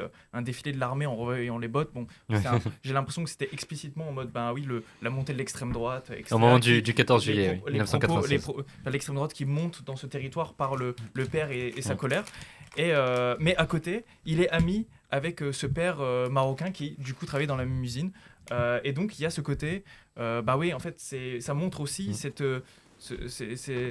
demi-teinte entre il y a un racisme qui se crée entre la fracture entre le prolétariat blanc, tu vois, et le prolétariat qui est issu de l'immigration, mais par contre ils ont bossé ensemble, donc il y a une sorte ils sont liés dans la même galère, ils ont vécu les mêmes galères, mais il y a une fracture qui commence à naître, et je crois que ça naît avec les médias du coup, la télé, et on voit que dans ces territoires là aussi aujourd'hui c'est quand même des territoires qui du coup sont très touchés par cette idéologie là, donc peut-être que c'était ce qu'ils voulaient mettre, cette ambiguïté en fait. Louis, tu veux intervenir? Il dit quelque chose de très intéressant, c'est qu'il y a deux misères en fait qui s'affrontent, c'est qu'on est sur deux catégories sociales qui sont oubliées techniquement, tu vois, entre les anciens travailleurs d'usines qui sont pas aidés et tous les gens qu'on a fait immigrer en France pour venir travailler dans les usines d'Afrique du Nord et qu'on a ensuite laissés dans des ghettos. Et on a un peu la naissance de quelque chose en fait, et on voit que les deux camps se détestent l'un les autres, qu'ils ont chacun leur raison, parce que de se détester, c'est plus ou moins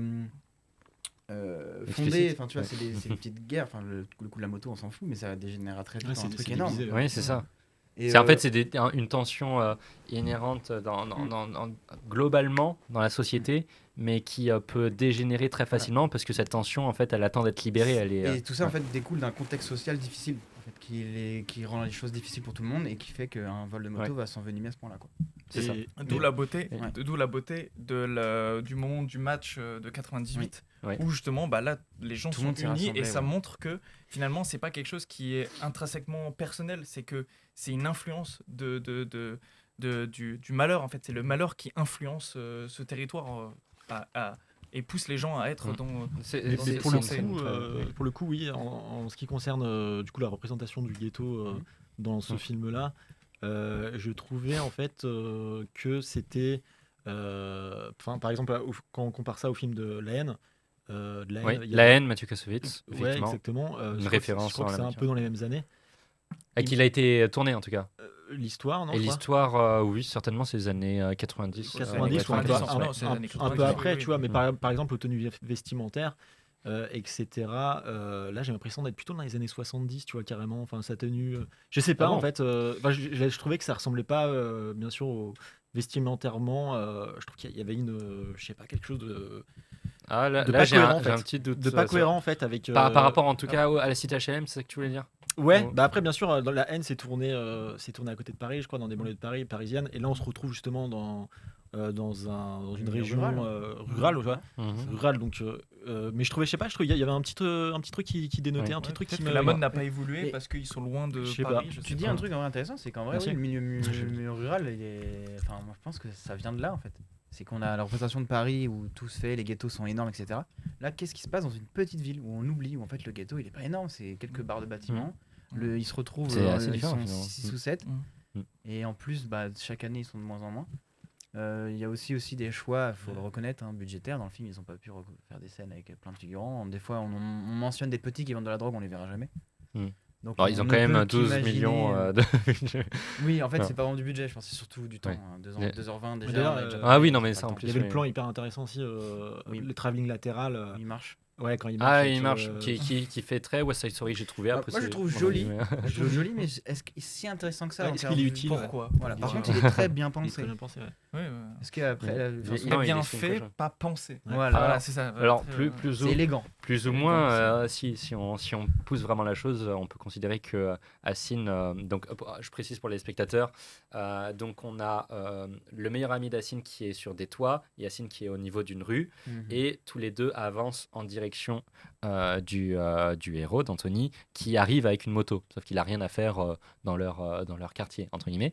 Et ce qui va se passer, c'est que Hassine va s'avancer progressivement en parallèle de son meilleur ami, qui est du coup lui en haut, et on est d'un point de vue de côté, latéral. L'idée, c'est que comme Hassine va dépasser progressivement son meilleur ami, on a l'idée qu'il veut montrer que c'est lui qui domine la situation. On a compris. Il va littéralement plus loin. On peut même continuer l'analyse. Je veux dire, ça veut pas dire que c'est forcément pas, parce que la manière dont Thomas la raconte, c'est que voilà. Non, en fait, c'est que pour moi, en vrai, il y a des façons de le faire qui sont plus justifiables que, bien sûr, on peut aller chercher l'analyse de certaines scènes. Genre, bon, voilà. Après, comme on dit, elle est bien faite, comme cette scène, elle est bien faite. Mais au moins, on peut. Sauf la scène du pipi. Je trouve ça mal fait parce que non, mais c'est la même scène, mais alors la continuité. Bon, on spoil un peu, excusez-nous, mais il se passe il a quand même. Voilà, il se passe un événement où du coup Hassine il se fait pipi dessus. Mais le problème en fait, c'est qu'il se fait pipi dessus et normalement le pipi doit passer. Du coup, je connais très bien le pipi. Il doit passer dans le vêtement et jusqu'aux chaussures. Et là, le problème, c'est le pipi est entre ses jambes en fait. Donc il n'y a pas de sens. Enfin bon, après. Ça t'a beaucoup travaillé, quoi. On sent que t'es concerné. Alors, excusez-moi, je voulais conclure juste sur cette partie-là. C'est que, en fait, en disant qu'il y a des beaux plans, à chaque fois, on ne sait pas où ils vont. Je trouve que ça est vraiment à l'image de. C'est techniquement très bon. Il y a des fulgurances, mais malheureusement, elles ne sont pas cohérentes entre elles parce que le film, il sait lui-même pas quoi raconter. Tellement il a la tête partout, comme un chien fou, le fouille. Donc il y a des fulgurances partout, mais qui s'isolent. Qui 12 millions de budget, moi je le transformais en 4 millions de budget ce film. D'accord, on attend ça, Étienne. Contact Shifumi. Shifumi, la production du film. Je ressens le débat, les amis, pour revenir sur ces thématiques sociales. On a à nouveau Christopher Rein qui, dans Loud and Clear, nous dit et le film, par rapport au livre, est nettement moins axé sur les générations. Ça, c'est très intéressant ce qu'il nous dit. Nettement moins axé sur les générations en termes d'ethnie et de classe sociale. Mais davantage sur les générations elles-mêmes. Qu'écoutent-elles ? Quelle technologie utilisent-elles ? Quelle est leur aspiration dans une ville sans avenir ? Je trouve que c'est intéressant parce que, en plus, ça lie à notre thématique suivante, vous allez voir, sur toute la nostalgie, le film d'époque dont on va parler juste après. Mais c'est pas forcément un mal, puisque vous avez justement reproché à plusieurs reprises le fait que cette étude sociologique, économique et sociologique est peu présente dans le film, mais en même temps il y a d'après ce que nous dit Christopher Rein, c'est volontaire et ça a un sens aussi d'avoir un peu une transition comme ça entre un livre qui est très axé sur ce côté-là, où le personnage d'Hassine est aussi beaucoup plus développé, et là passer sur un côté plus esthétique et voilà, plus on va dire presque clipesque dans certaines scènes. À voir, mais en tout cas c'est un parti pris. En fait, je vous dis ça aussi parce que j'ai écouté pas mal d'interviews des réalisateurs qui disaient justement qu'eux ils se sentaient pas légitimes de faire un film purement social et qu'ils ont longtemps eu très peur d'aller sur ce terrain-là. Et c'est pourquoi, par exemple, quand ils ont fait Teddy ou d'autres films auparavant, des films de genre, ils aimaient bien utiliser en fait ces genres-là pour s'éloigner en fait de la pression qui pouvait être sur leur épaule d'arriver à faire un film social, en allant sur le côté comédie, en allant sur le côté horreur et en se dédouanant un peu de ça. Donc eux, ils ont vraiment ils le disent eux-mêmes qu'ils n'ont pas la prétention de vouloir faire un film purement social et que c'est pas peut-être leur domaine de prédilection. Pourtant, Willy Premier, leur premier film, Ouais. c'est un film social. Si je puis me permettre, c'est des films sociaux avec des effets spéciaux, concrètement. Donc en fait, c'est que, ok, j'ai compris, je comprends en vrai ce qu'ils voulaient faire, et en fait, ça fait sens. C'est que, en gros, comme ils sont pas sentis légitimes, du coup, ils sont pas allés jusqu'au bout du propos, ils sont pas allés l'explorer en détail. Mais du coup, malheureusement, on le ressent en fait. Ils avaient pas besoin de le dire parce qu'on l'a ressenti. C'est que, ils ont le cul entre deux chaises, et c'est ce qu'on dit depuis le début, quoi. Et, Je vais faire un peu le dingo, mais quel film n'est pas social techniquement par principe? Et puis, Ah oui, reflète bien sûr. quelque chose, Et par puis, ils exemple. peuvent se renseigner. Genre Gagarine, voilà. On va prendre un film Gagarine qui est sorti, je crois, en 2020, voilà, 2021. Ok. Film sur la cité Gagarine, du coup, à Ivry-sur-Seine. Fanny, je me souviens plus des deux réalisateurs qui l'ont fait, qui n'ont rien à voir avec ce milieu. Mais rien à voir. Par contre, ils sont renseignés pendant des années et ça a créé pour moi un des meilleurs films sur cette thématique. Oui. Sur On n'est pas obligé de l'avoir vécu, c'est ça que tu veux dire, c'est ça, en tout cas pour les tu peux réalisateurs. faire des recherches. En fait, tu peux t'intéresser ou alors orienter ton point de vue dessus, mais sans non plus ne pas oser. Ce que j'ai trouvé beau, c'est qu'ils ont réussi leur pari pour moi, même s'ils ne se voient pas légitimes de faire du film social. Oui. Le contexte dans lequel ils ont créé ce film, dans lequel l'histoire est peinte, Et peinte. Et purement social, en fait. purement social et purement réussi pour moi. C'est vraiment, enfin, il n'y a pas de souci, quoi. Oui. Ils n'ont pas axé tout là-dessus. Tant mieux, parce que ça aurait rajouté une ligne et ça aurait été un peu. Je pense qu'il manquait un peu de Pour justement moi, il de nature, enfin entre guillemets en quelque sorte. Il manquait un peu de scène du quotidien à mon avis qu'on retrouve. Je veux dire par exemple, ils se retrouvent à table avec plus de discussions. Ouais. Là, on était vraiment justement pour retrouver dans le côté un peu américain. Par exemple, typique américain, quand le père de Nassim il lui met de l'eau brûlante sur sa main avec aucune parole. Ça c'est typique. On est dans un film un peu sévère, psychologique des 90 côté américain, quoi. Donc ils ont joué cette carte là, alors que pour le coup justement je pense qu'on aurait pu être plus proche de la vérité en fait de cette époque là que de utiliser un genre qui n'est pas pour moi, qu'on peut pas recalquer en fait avec ce qui se passait en France, quoi. Peut-être qu'il aurait fallu choisir, alors, parce que moi j'aime bien le côté américain, mais en effet mais voilà, après c'est un test, il y a un choix. Oui, il faut faire un choix. En plus, ils sont bons. En plus, ils sont bons dans ce qu'ils font. Il faut juste qu'ils prennent un côté, quoi, ou qu'ils fassent comme ils ont fait avant. Enfin, je sais pas. Je trouve que là, pour le coup, dans Sauver Willy, dommage. Sauver Willy, non, ouais, Willy premier. Willy Sauver premier. Willy, Je vais Sauver Willy. Il était bien, C'est premier, donc,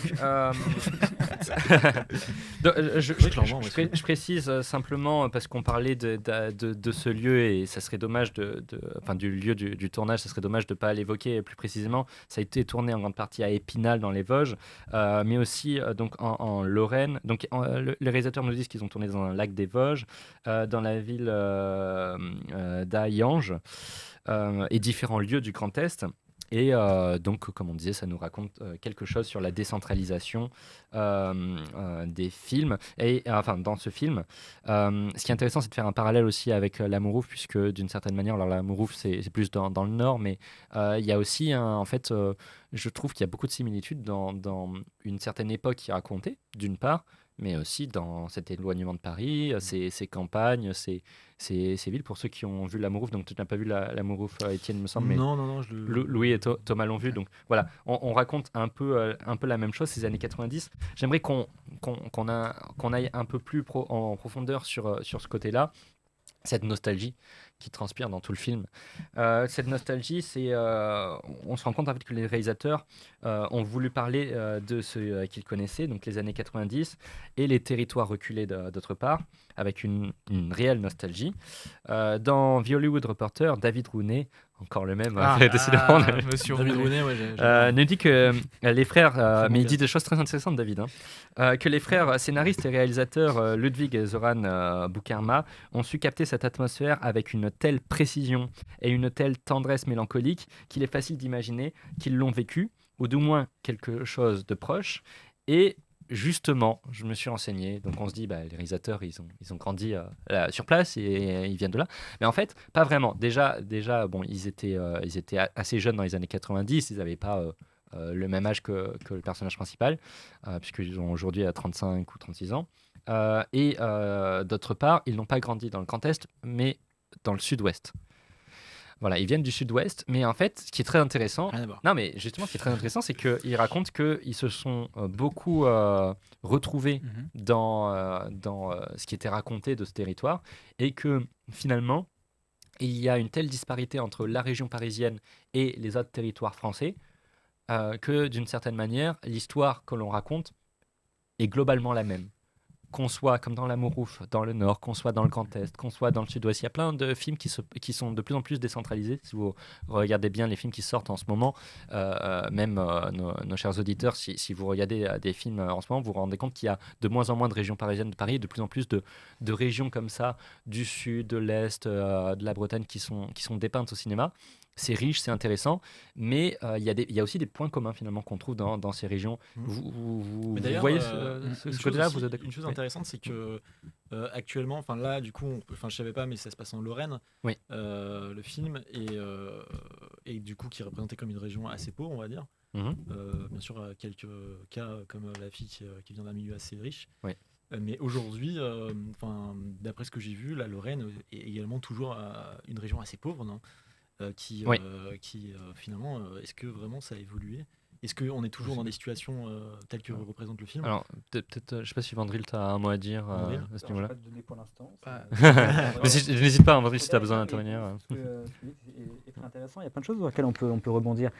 Vous parliez de violence. Il y a aussi la violence qui est symbolique, qui est implicite, qui est masquée, que ce soit le mépris de classe, le racisme, aussi le fait de vivre dans les territoires, c'est avoir bien moins accès aux services publics, l'école qui a des kilomètres, le bureau de poste qui ferme. C'est aussi plein de réalités qui peuvent faire monter une colère. Et tu parlais de l'extrême droite, ça peut aussi se ressentir dans les urnes. Donc, il y a finalement, qu'est-ce qui reste des territoires ?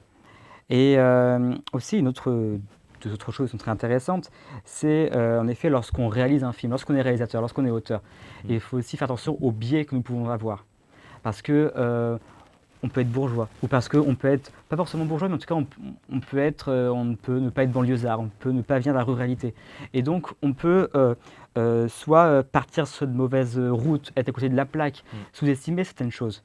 Et donc ça, il faut en prendre conscience, et donc c'est très bien en effet que les réalisateurs puissent faire des recherches, c'est en effet ce qu'il faut faire pour pas être complètement à côté de la plaque. Et tu parles également de la décentralisation, du fait de pouvoir parler des territoires. C'est en effet quelque chose, les années 90, c'est après les lois de la décentralisation, 1982, les lois de Gaston Defferre. La décentralisation, c'est-à-dire l'idée que les départements, les régions, on leur donne des responsabilités. Les lycées, c'est la région. Les EHPAD, c'est la région et les départements, etc., etc.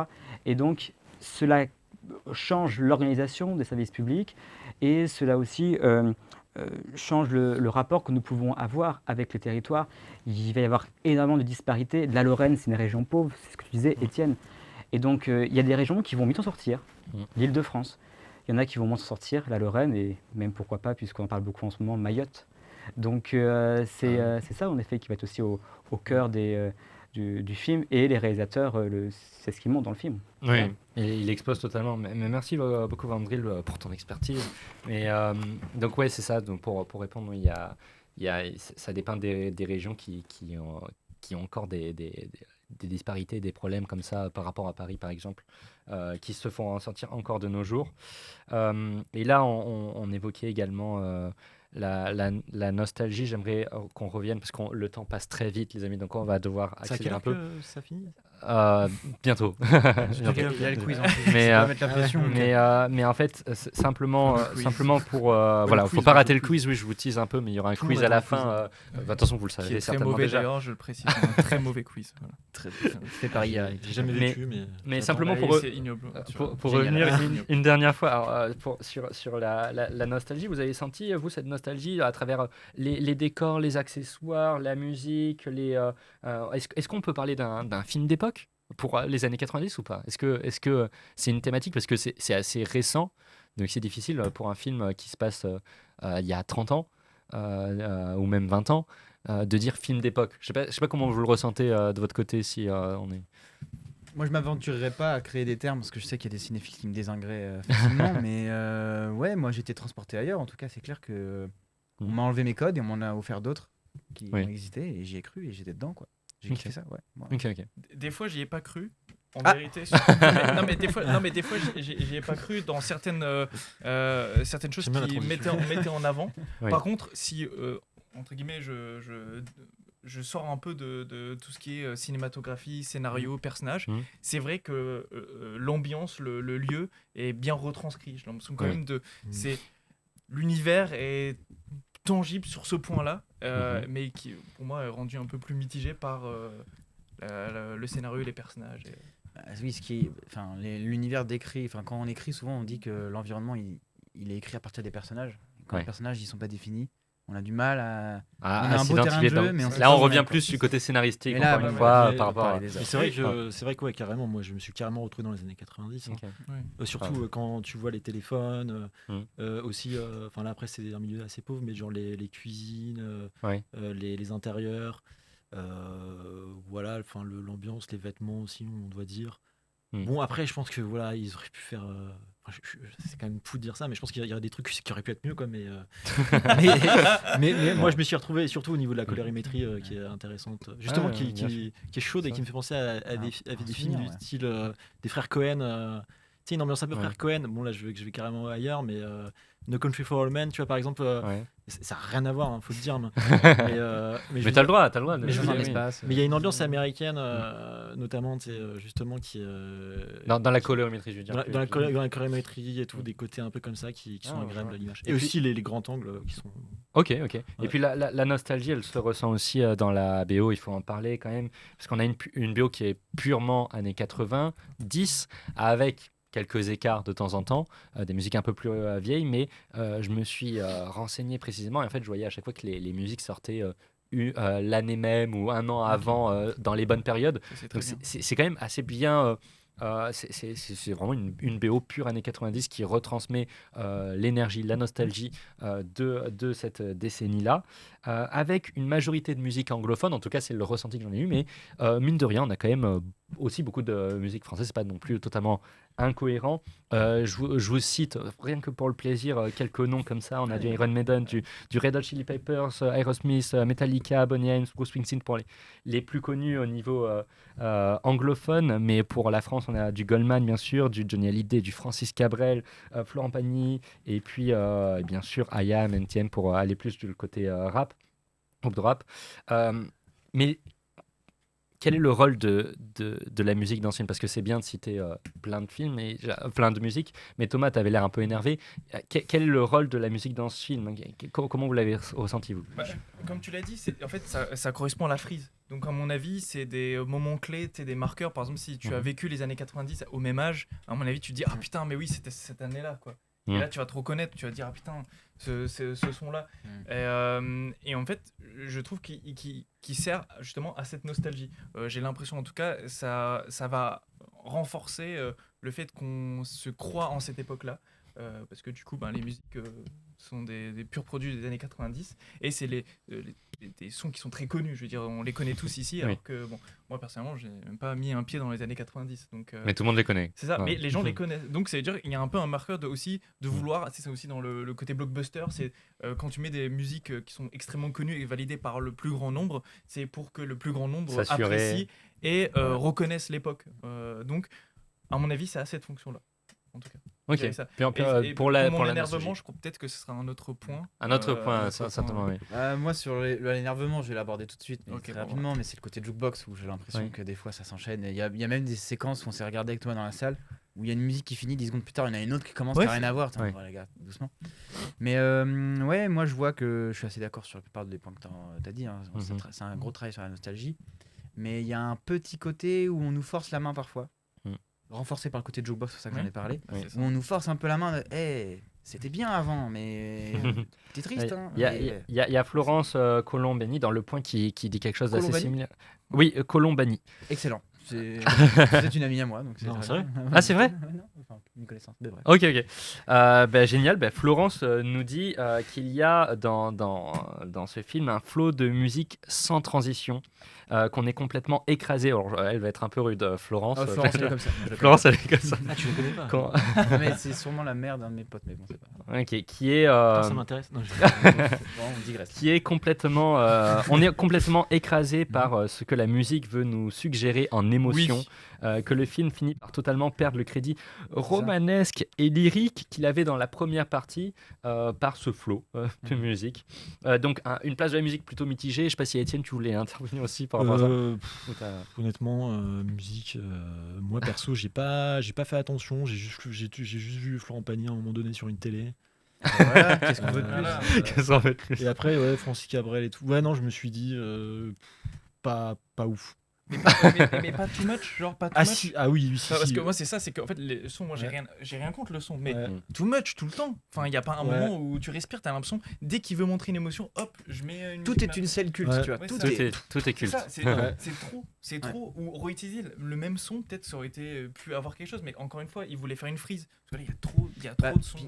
Dans un film, la musique, elle est Constamment, pas quoi. toujours, elle prend pas toujours le pas sur l'image. Tandis que là, comme c'est des sons qu'on reconnaît, qui sont Ça des prend bases le communes, pas. Ouais. t'es obligé d'y faire Ouais. vraiment gaffe. C'est pas une nappe de violon, tu vois. Oui. Donc forcément. Et puis c'est très fort, c'est des moments où il y a que ça, par exemple dans la caisse. Voilà, et il y a le son. Ils sont en mode, ok, on l'écoute. On est dans a le son. compris. Ça, on dirait quelqu'un ton ami qui essaie de forcer à écouter Ouais. un son. Comme vous l'écoutez, ça y est, déjà. il y a un Ce qui est peu- terrible, C'était une bonne utilisation là, c'était pas la Ouais. pire. Là, mais ouais. Là, c'était une bonne Non, mais utilisation. c'est vrai, mais je veux dire dans le sens où c'est trop présent. En fait, il y en a Trop trop. présent. Et du coup, ça Malheureusement, cache les il faut se moments où c'est limiter. bien utilisé en fait, finalement. Ouais, Et donc, bien sûr. même par exemple, le slow, qui est judicieux, tu vois, finalement, d'avoir un son. En plus, il décrit. Slow. Mais en fait, comme on T'as m'a pas les comme slow, on m'a Étienne. saoulé avec Ah si, des j'adore les musiques slows, tout le mais long, un slow qui dure Vraiment, 200 ans, alors qu'il y a des trucs à raconter à côté. C'est parce que les personnages, on n'a pas l'histoire d'amour, elle est inexistante, elle est totalement. Donc là, ça nous fait rien. Mais bon, bref, le saut était Ouais. fait pour nous faire plaisir. Non. Ouais. Alors, L'histoire d'amour, moi, je Alors, vois juste un je mec pense- qui a fait je- une meuf pendant On est 8 ans. quand même assez sévère non, pour ce film. Non, non, On fera un disclaimer. enfin les Ouais. disclaimers Non, mais- après. Non mais On aime certains Alors- films, il y a des bons points, mais là, faut de mon, l'avouer, de, mon, Ouais. de mon point de vue, je suis d'accord avec vous sur tout ce qui est abondance de musique, trop de musique, la musique, ça manque de subtilité. Maintenant, il y a quand même un nombre de scènes que j'ai trouvé extrêmement touchantes. J'ai vu le film 2 fois, comme je vous avais dit. La deuxième fois, j'ai eu un meilleur visionnage que la première, donc je Ah. trouvais que le film se bonifiait. Euh, Et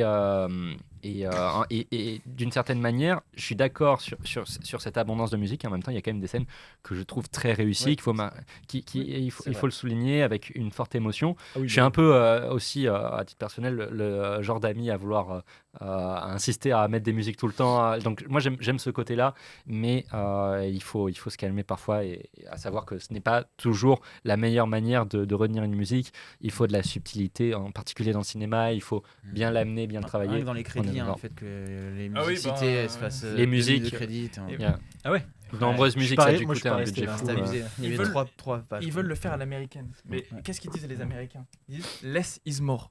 Non, mais Bah Quel- voilà, Voilà. Putain. Mais les Américains sont Less is bons more. là. À ce niveau-là. C'est moins, mais Non. voilà, bref. c'est- Avant de faire un grave bilan, raison. avant de faire un bilan de nos réflexions, Ouais. je vais vous citer 2 critiques. Ah, qui ça Et on va voir. Mais voilà, et comme ça vous pourrez rebondir. Ensuite, on va faire un petit bilan. N'oubliez pas, il y a le quiz qui arrive très bientôt. Le quiz arrive très bientôt. Chez vous. Donc, on a Christopher Rhin dans Loud and Clear Reviews qui nous dit donc il demande si le film fonctionne juste avant. Il dit que le film ne fonctionne pas en tant qu'adaptation, ni en tant qu'œuvre totalement cohérente, mais en tant qu'œuvre. Mais attendez. C'est agréable, les portes, ça va. Mais attendez, qu'il fonctionne en tant qu'œuvre stylisée, basée sur des, Moi, je suis complètement d'accord avec basée Christopher sur Rhin, des là. vibrations plus proches d'un. Du cul, c'est stylé. Voilà, C'est plus proche d'un très long clip vidéo que d'un film épique multigénérationnel. Il fonctionne comme un pont entre quelque chose de plus grand, comme un film américain, et un film français sur ses périphéries. Même si ce qu'ils ont réalisé à la fin est une histoire de passage à l'âge adulte. On s'est dit beaucoup de choses, je trouvais que c'était intéressant, Ouais. mais voilà, on Je suis repart. complètement d'accord avec Christopher Ring. C'est très... Non mais stylisé, on est Ça veut dire d'accord. quoi, C'est stylisé juste pour faire genre. Ouais non mais moi j'ai compris en fait les gars. Vous avez Bah, c'est aimé un, le c'est film. un en film fait, de beauté, moi, en fait. j'ai- C'est un film de voilà qui va plus dans l'esthétisme.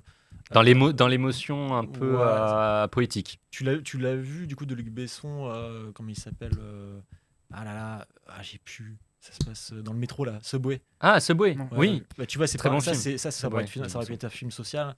Et en effet, justement, c'est un film plutôt de beauté. Tu vois, Plutôt c'est très poétique. Ouais, c'est Subway, ça. ça se passe dans un métro. Ouais. C'est un très bon film qu'on recommande ici.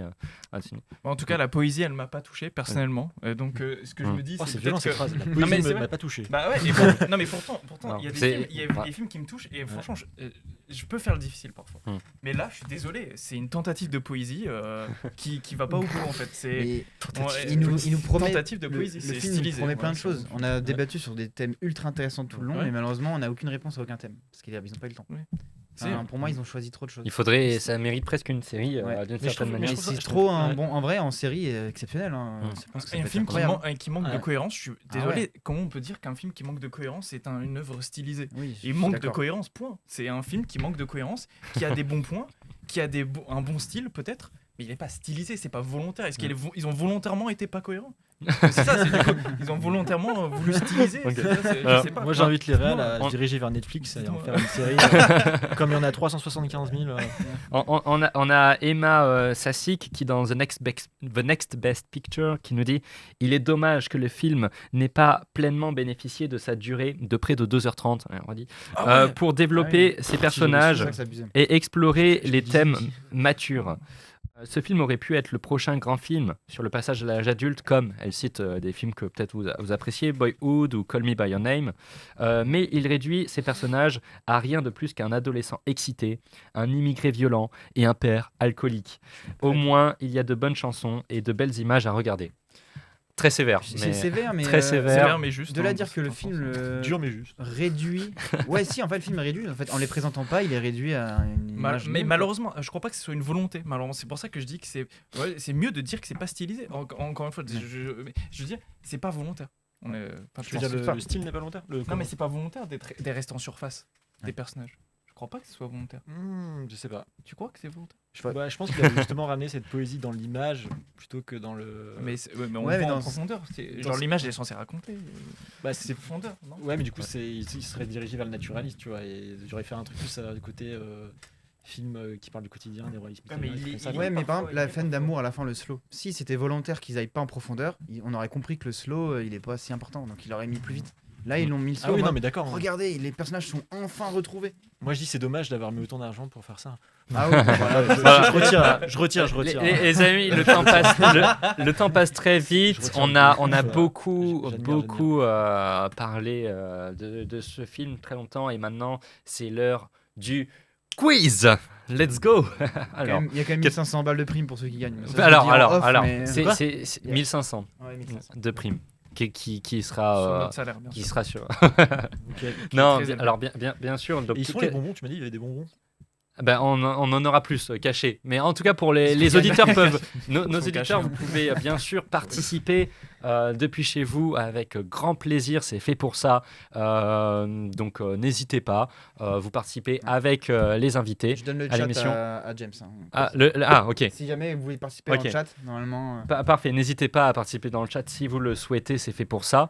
Donc l'idée c'est qu'il y aura cette fois non pas 10 questions comme d'habitude mais 5 questions, mais dont une question qui sera un peu plus longue que les autres, vous allez voir pourquoi, une question à 5 points. C'est super. Voilà, tenez-vous prêts, est-ce que Vandril tu as envie de faire le jury Bah non, pas forcément poser les questions, mais en gros savoir qui aura des points, genre être un peu l'arbitre. Ça te va Ou sauf si tu préfères participer.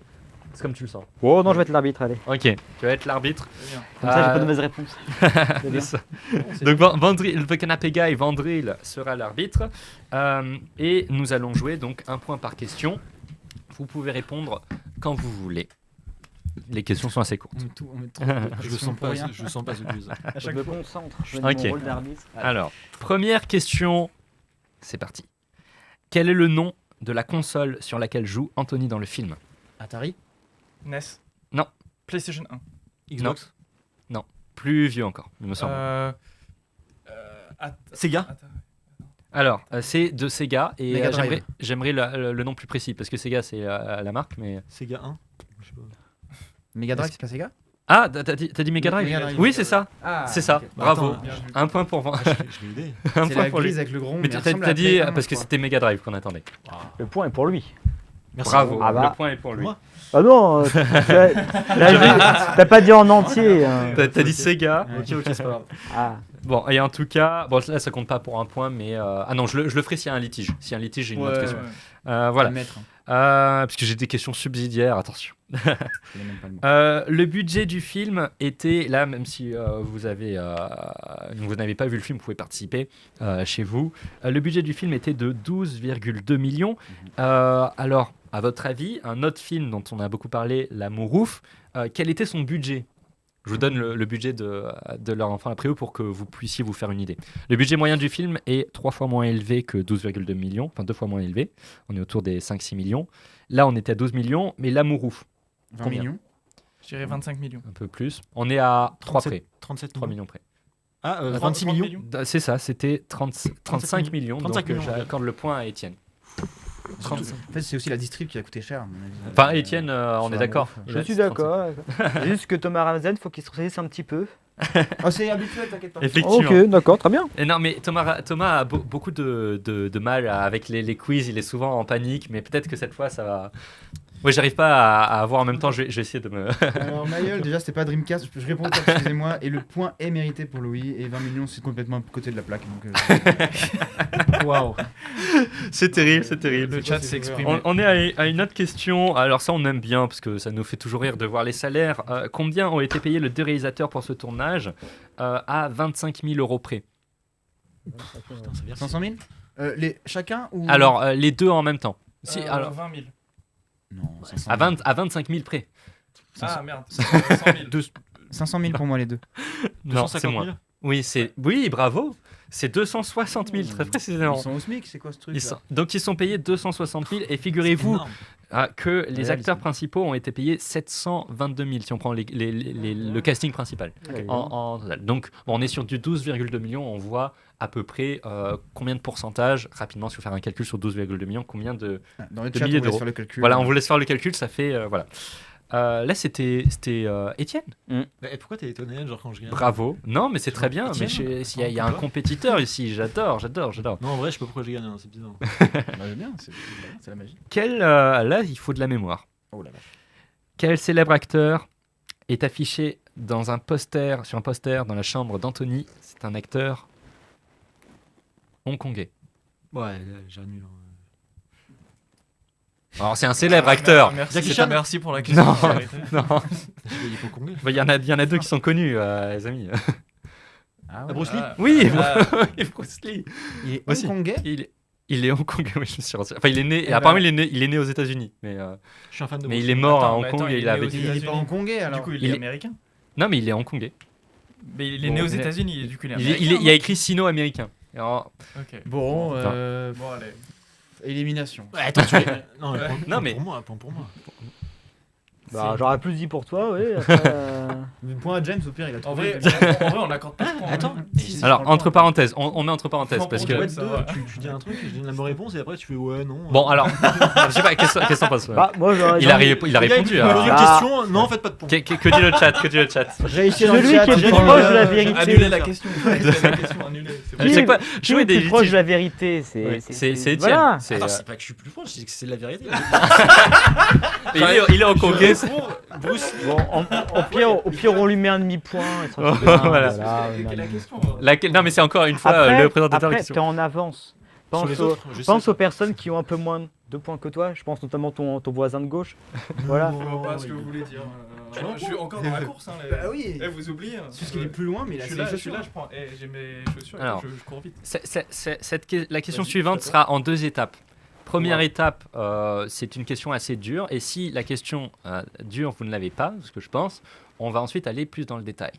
Et là, il y aura une sous-question. Oui, 2 points si vous le trouvez directement Tu viens avec la bonne d'inventer- réponse. Ouais, j'ai l'impression que la règle a été inventée. Oui, hein. ah oui, mais totalement, Mais je c'est l'assume. bien, Je c'est l'assume bien. totalement. Alors, ce film, donc l'enfant après eux, a eu une récompense. Laquelle? Cannes. La Mostra.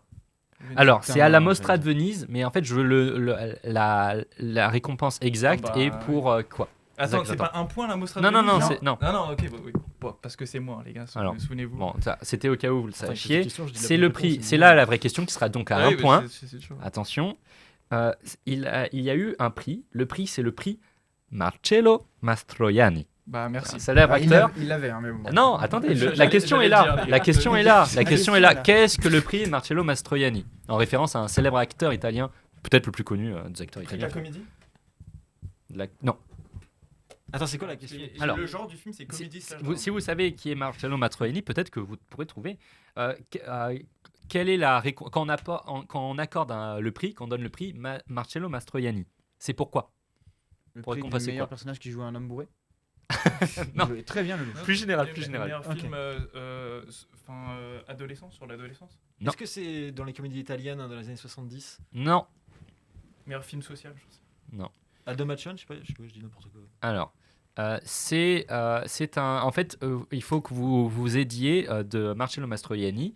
Si vous connaissez un peu sa vie, sa carrière. Oui, bon, on le point- connaît très bien, de toute façon. C'est- Un pote, il habite pas loin. Alors déjà, Oui, moi, j'en ai- je j'en ai peux chez vous moi, donner, des je peux vous donner un indice, si vous le souhaitez, parce que je sens que vous galérez un peu.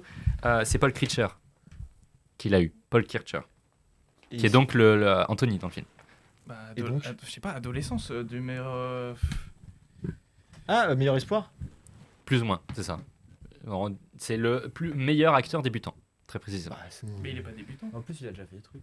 Oui, mais en l'occurrence, il a eu ce prix-là. Bon, bah, Acteur débutant. On est où là Allez, point pour moi. C'est Les quoi, Italiens. Alors, Après, malheureusement, vous avez trouvé. Finir Il par avait le un prix du demi-point. scénario de Soupçon. Oui. Il avait un demi-point. Là, s'il a à nouveau un demi-point, ça lui fait un Attends, point. mais- Et On moi, va dire ça. on moi, va dire j'ai ça. pas- Allez, Gars, allez, sérieux, allez. je- Alors, je dans- comprends- Je suis aussi le gars, d'accord, il je me suis dit- Non, il me dit- mais c'est t'as un sur ce demi-point. point, et le T'as eu truc, un c'est une demi-point avant, question t'as un sur demi-point deux là. points. Ça J'ai te fait pas un un point. point sur De deux. toute façon, t'es Dans- premier j'ai pour pas un l'instant. point sur deux. Dans le chat, j'ai quelqu'un qui a répondu, mais je pense que c'est une tricherie. Parce que je connais la personne et c'est quelqu'un de malhonnête. Donc. Attends, qui triche? Dites-moi. Ma gueule.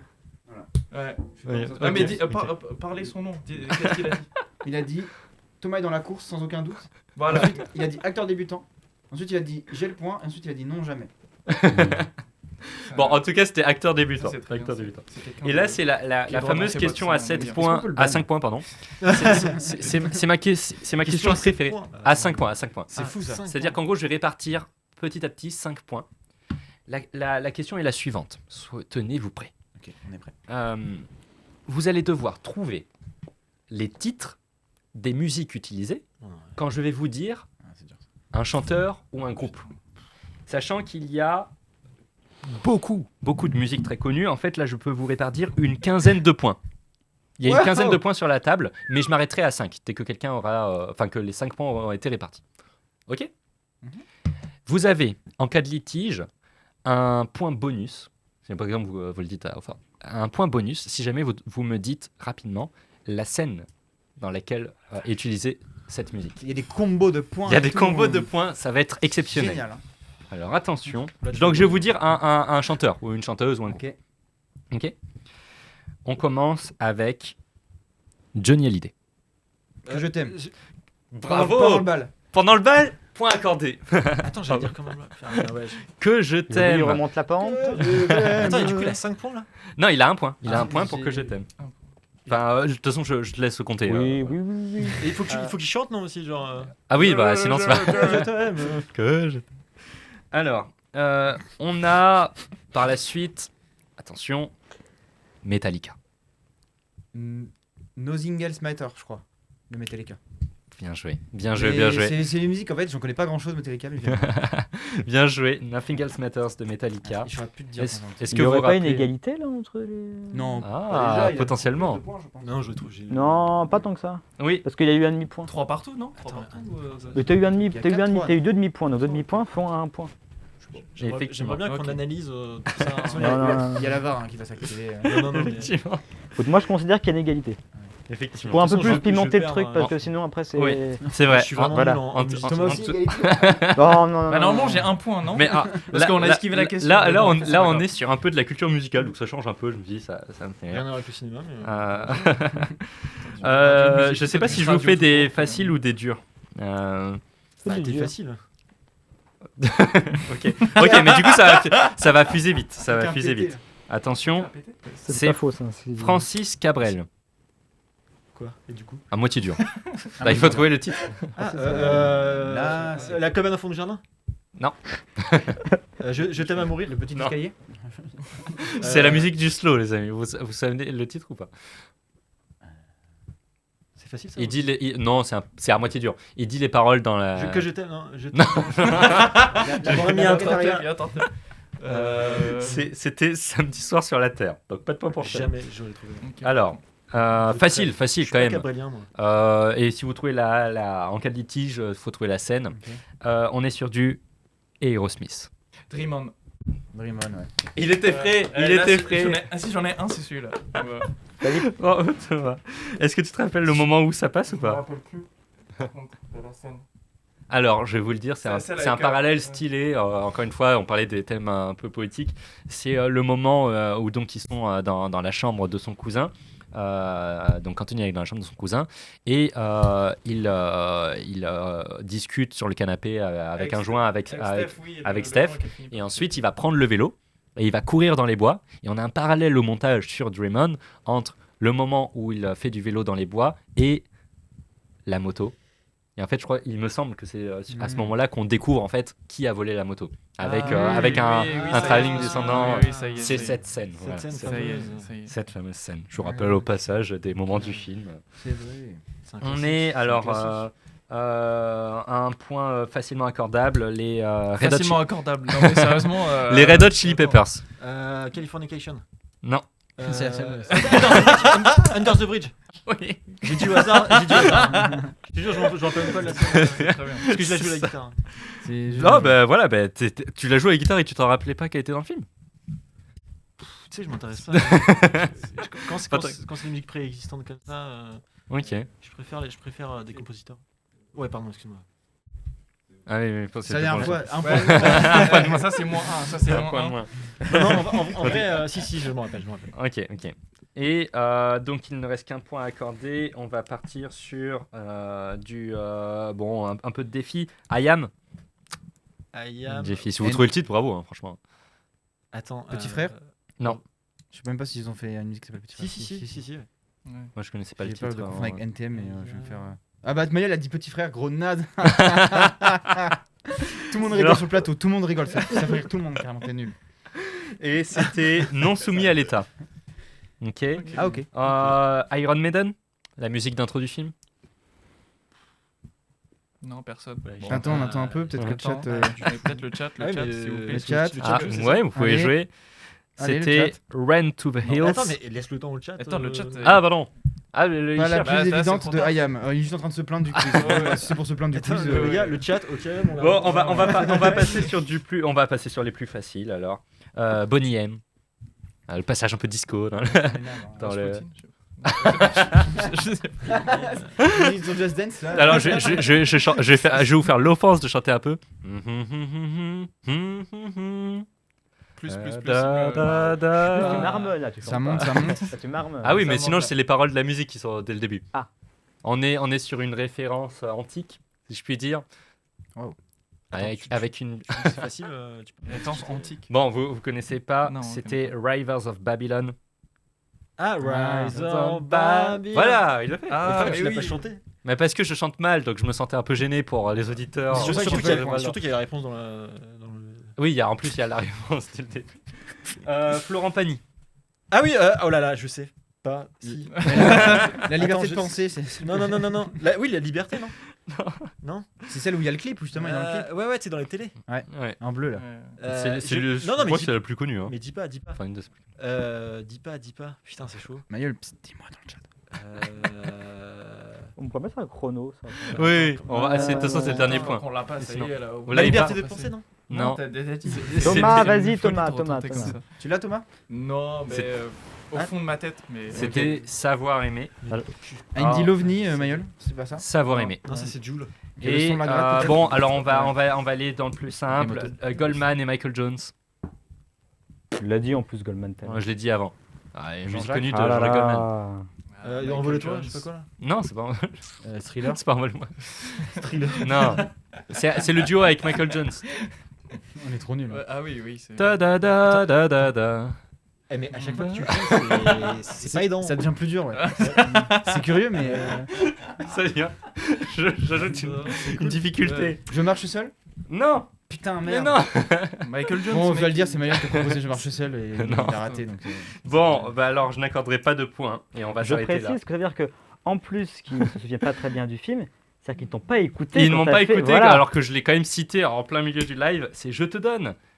Ah oui. Ce moment-là. à ce moment, quand t'avais Ah dit. oui, ah oui, t'avais dit oui, ça. c'est à ce moment-là, putain, c'est. Bon, que- c'est pas. clair. Putain de ouf. C'est pas. C'est fou ce qui se passe.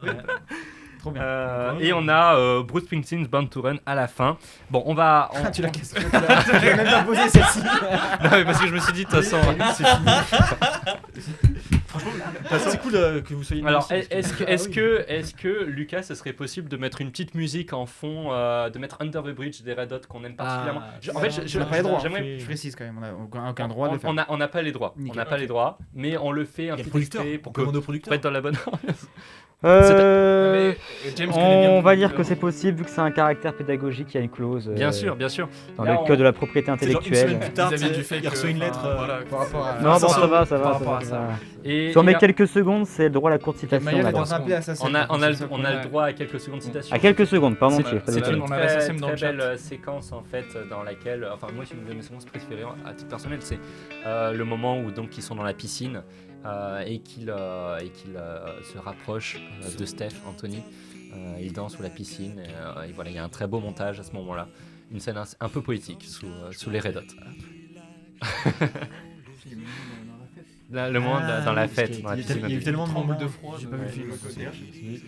Alors, donc est-ce qu'on peut faire une annonce du gagnant, Meryl, s'il te plaît? Non, je crois pas. Bah, On en fera pas. Pour Je livre. moi c'est mitigé, mais Attends, j'ai ma attends. réponse. Pourquoi c'est mitigé pour toi? Bah, entre deux personnes. Ah bah non. Bah, je oui, crois pas. Ça va te faire plaisir, mais c'est bien toi qui as gagné. Oui, on est d'accord. Plaisir.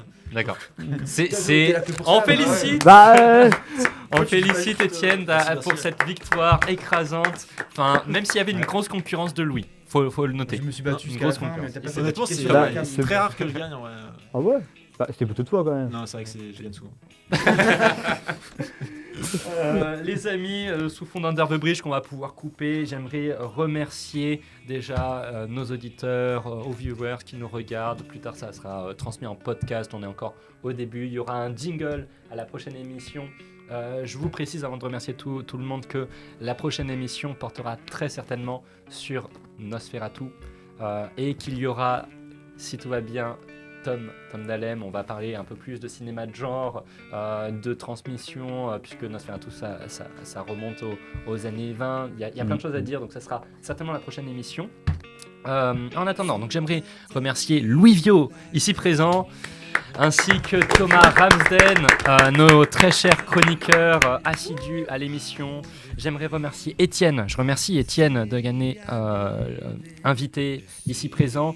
Et Étienne, il me semble que tu as aussi Film Noir 1944. Ouais, T'aimerais nous en parler? C'est quoi? Non, C'est mais ce c'est financement. une page Instagram en fait qui s'appelle Film Noir 1944 Mhm. et je poste régulièrement des petites vidéos qui parlent de films noirs du genre. Mais c'est très cool en fait. Voilà. Et après j'ai un projet aussi qui arrive dans cette thématique. Bien sûr, et Étienne, je précise, donc voilà, qui est non seulement réalisateur, mais aussi un très grand cinéphile, comme on a pu le voir, qui adore regarder des films, et donc il est très passionné de films noirs. Il en parle dans cette page Instagram, donc n'hésitez pas à fouiller, à regarder tout ça attentivement. J'aimerais ainsi également parler des partenaires de l'émission. Tout d'abord, l'association Ciné Œil, avec en qualité de président Vendry Letellier ici présent. Et pour finir, merci également Rec, la radio, Bruce pour Nick qui nous permet d'enregistrer, Lucas Trébor à la régie ici présent, on peut l'applaudir. C'est lui qui monte en direct l'émission. Merci beaucoup, Lucas. Merci beaucoup. Lucas, je te dis pour la suite, j'aimerais bien que tu mettes Nothing Else Matters de Metallica à la fin de l'émission. Voilà, comme ça sera une belle conclusion. Pour finir, vous savez, les amis, le mot de la fin, c'est un peu... après direct. C'est un peu une petite reco. En fait, l'idée, c'est qu'on parle d'un film sorti au cinéma récemment, je précise. Et voilà, c'est pour donner, puisque c'est là aussi le but même de cette émission, c'est aussi de donner envie aux personnes qui nous écoutent ou qui nous regardent d'aller voir des films. Donc, vous avez votre petite reco du moment. Moi, par la exemple. plupart de ce qui est sorti m'a rendu très triste, honnêtement. On dirait les grilles originales, mais en fait, horrible en fait. j'ai fait des streaks de films que je trouvais moyens et je suis allé voir La guerre d'Oragryn, le truc de Seigneur des Anneaux en animation. Ah oui, du Rohirrim, je l'ai pas vu. Rohirrim, ouais. Rohirrim, ouais. Et c'est vraiment, j'étais très très triste, c'est pas bien du tout. Mais là, Malheureusement. pas en mode c'est des goûts, c'est vraiment le film il a pas marché, enfin ils ont pas réussi ce qu'ils faisaient, l'animation elle est pas réussie. Ok. Et du coup, voilà, c'est juste petite parenthèse. Là, je reprends le cinéma tranquille parce que j'étais en vacances avec ma petite amie. Et c'est pas un film qui est sorti, mais j'ai vu Yannick enfin. Vous l'avez sûrement déjà Trop vu. bien, j'adorais. Et pour ceux qui l'ont pas vu, regardez-le. Foncez. C'est exceptionnel. Enfin, vraiment, ça fait trop plaisir. Ça dure 1 heure. De Quentin Dupieux. Ouais, et Foncez. c'est peut-être, si vous avez pas vu Dupieux, c'est peut-être le premier que vous devez voir parce que c'est celui qui permet de comprendre ce qu'il fait dans ses films en règle générale. Ok, merci beaucoup Thomas. Petite Alors, reco. je ne l'ai pas vu, mais j'en ai beaucoup entendu parler. C'est 20 dieux. Ah oui, bah pareil, voilà. beaucoup Oui. entendu parler, j'attends Et beaucoup de le voir. voilà, ouais. c'est Ouais. que Ça, c'est apparemment, plein de façons. d'après les retours que j'ai eus, c'est un film à voir. Ouais. Donc voilà, je recommande sans connaître véritablement le film, mais je vais bientôt aller le voir et je crois qu'il vaut le coup. Génial. Ouais. Et Vandril ou Étienne, est-ce que vous avez des recos ou pas spécialement? Alors franchement, moi ça fait vraiment, j'y vais pas trop souvent au cinéma là actuellement, mais j'ai vu avant-hier, je crois un film qui s'appelle, Le Cercle du poète disparu. Oui. Ah, un très très film de Peter Weir. J'avoue que Oui. c'est pas Ouais. mon film, mais franchement je le conseille parce que Un classique absolu. classique absolu à regarder. Vandril, t'as une Moi, reco je pense à 2 films que j'ai vus récemment. C'est Motel Destino, un film brésilien, Ok. avec une très belle colorimétrie très chaude, Ouais. qui rappelle un petit peu, je trouve, les films d'Anderson. Donc, Ok. De Wes Anderson. oui, Paul tout à Thomas fait, oui, de Anderson. Wes Anderson. tout à De fait. Wes Anderson. De Wes Anderson, donc voilà, un très bon film. Voilà, je laisse les gens regarder le pitch sur internet. Et je pense à un autre film au Canada. Ok, oh oui, je le vois. oui. Voilà, avec Richard Gere dedans. Et film pas mal aussi. Voilà, comme ça on passe Canada, Brésil, on reste sur le continent américain. C'est Voilà. très bien. Ben, merci beaucoup Vandril. Ma petite reco, moi c'est tout simple, en fait ça va être Nosferatu, donc n'hésitez pas à aller le voir parce que ça vaut le coup. C'est très bien, c'est du cinéma de genre. Et c'est... Voilà, de toute façon on va en parler longuement la prochaine fois, donc je vous laisse aller le voir, comme ça vous anticipez. Et on a une recommandation sur le chat de Mayel qui dit allez voir Toto-chan, c'est sorti la semaine dernière et c'est super, voilà. Je prends en compte les recommandations du chat, n'hésitez pas. Voilà, c'était pour les recommandations, c'était le mot de la fin. Écoutez, merci beaucoup. Ça a duré un peu plus longtemps que prévu, mais oui voilà, mais c'est les aléas du direct. Non mais merci énormément, j'espère que l'émission vous a plu et je vous dis à la prochaine. C'est le générique de fin, merci.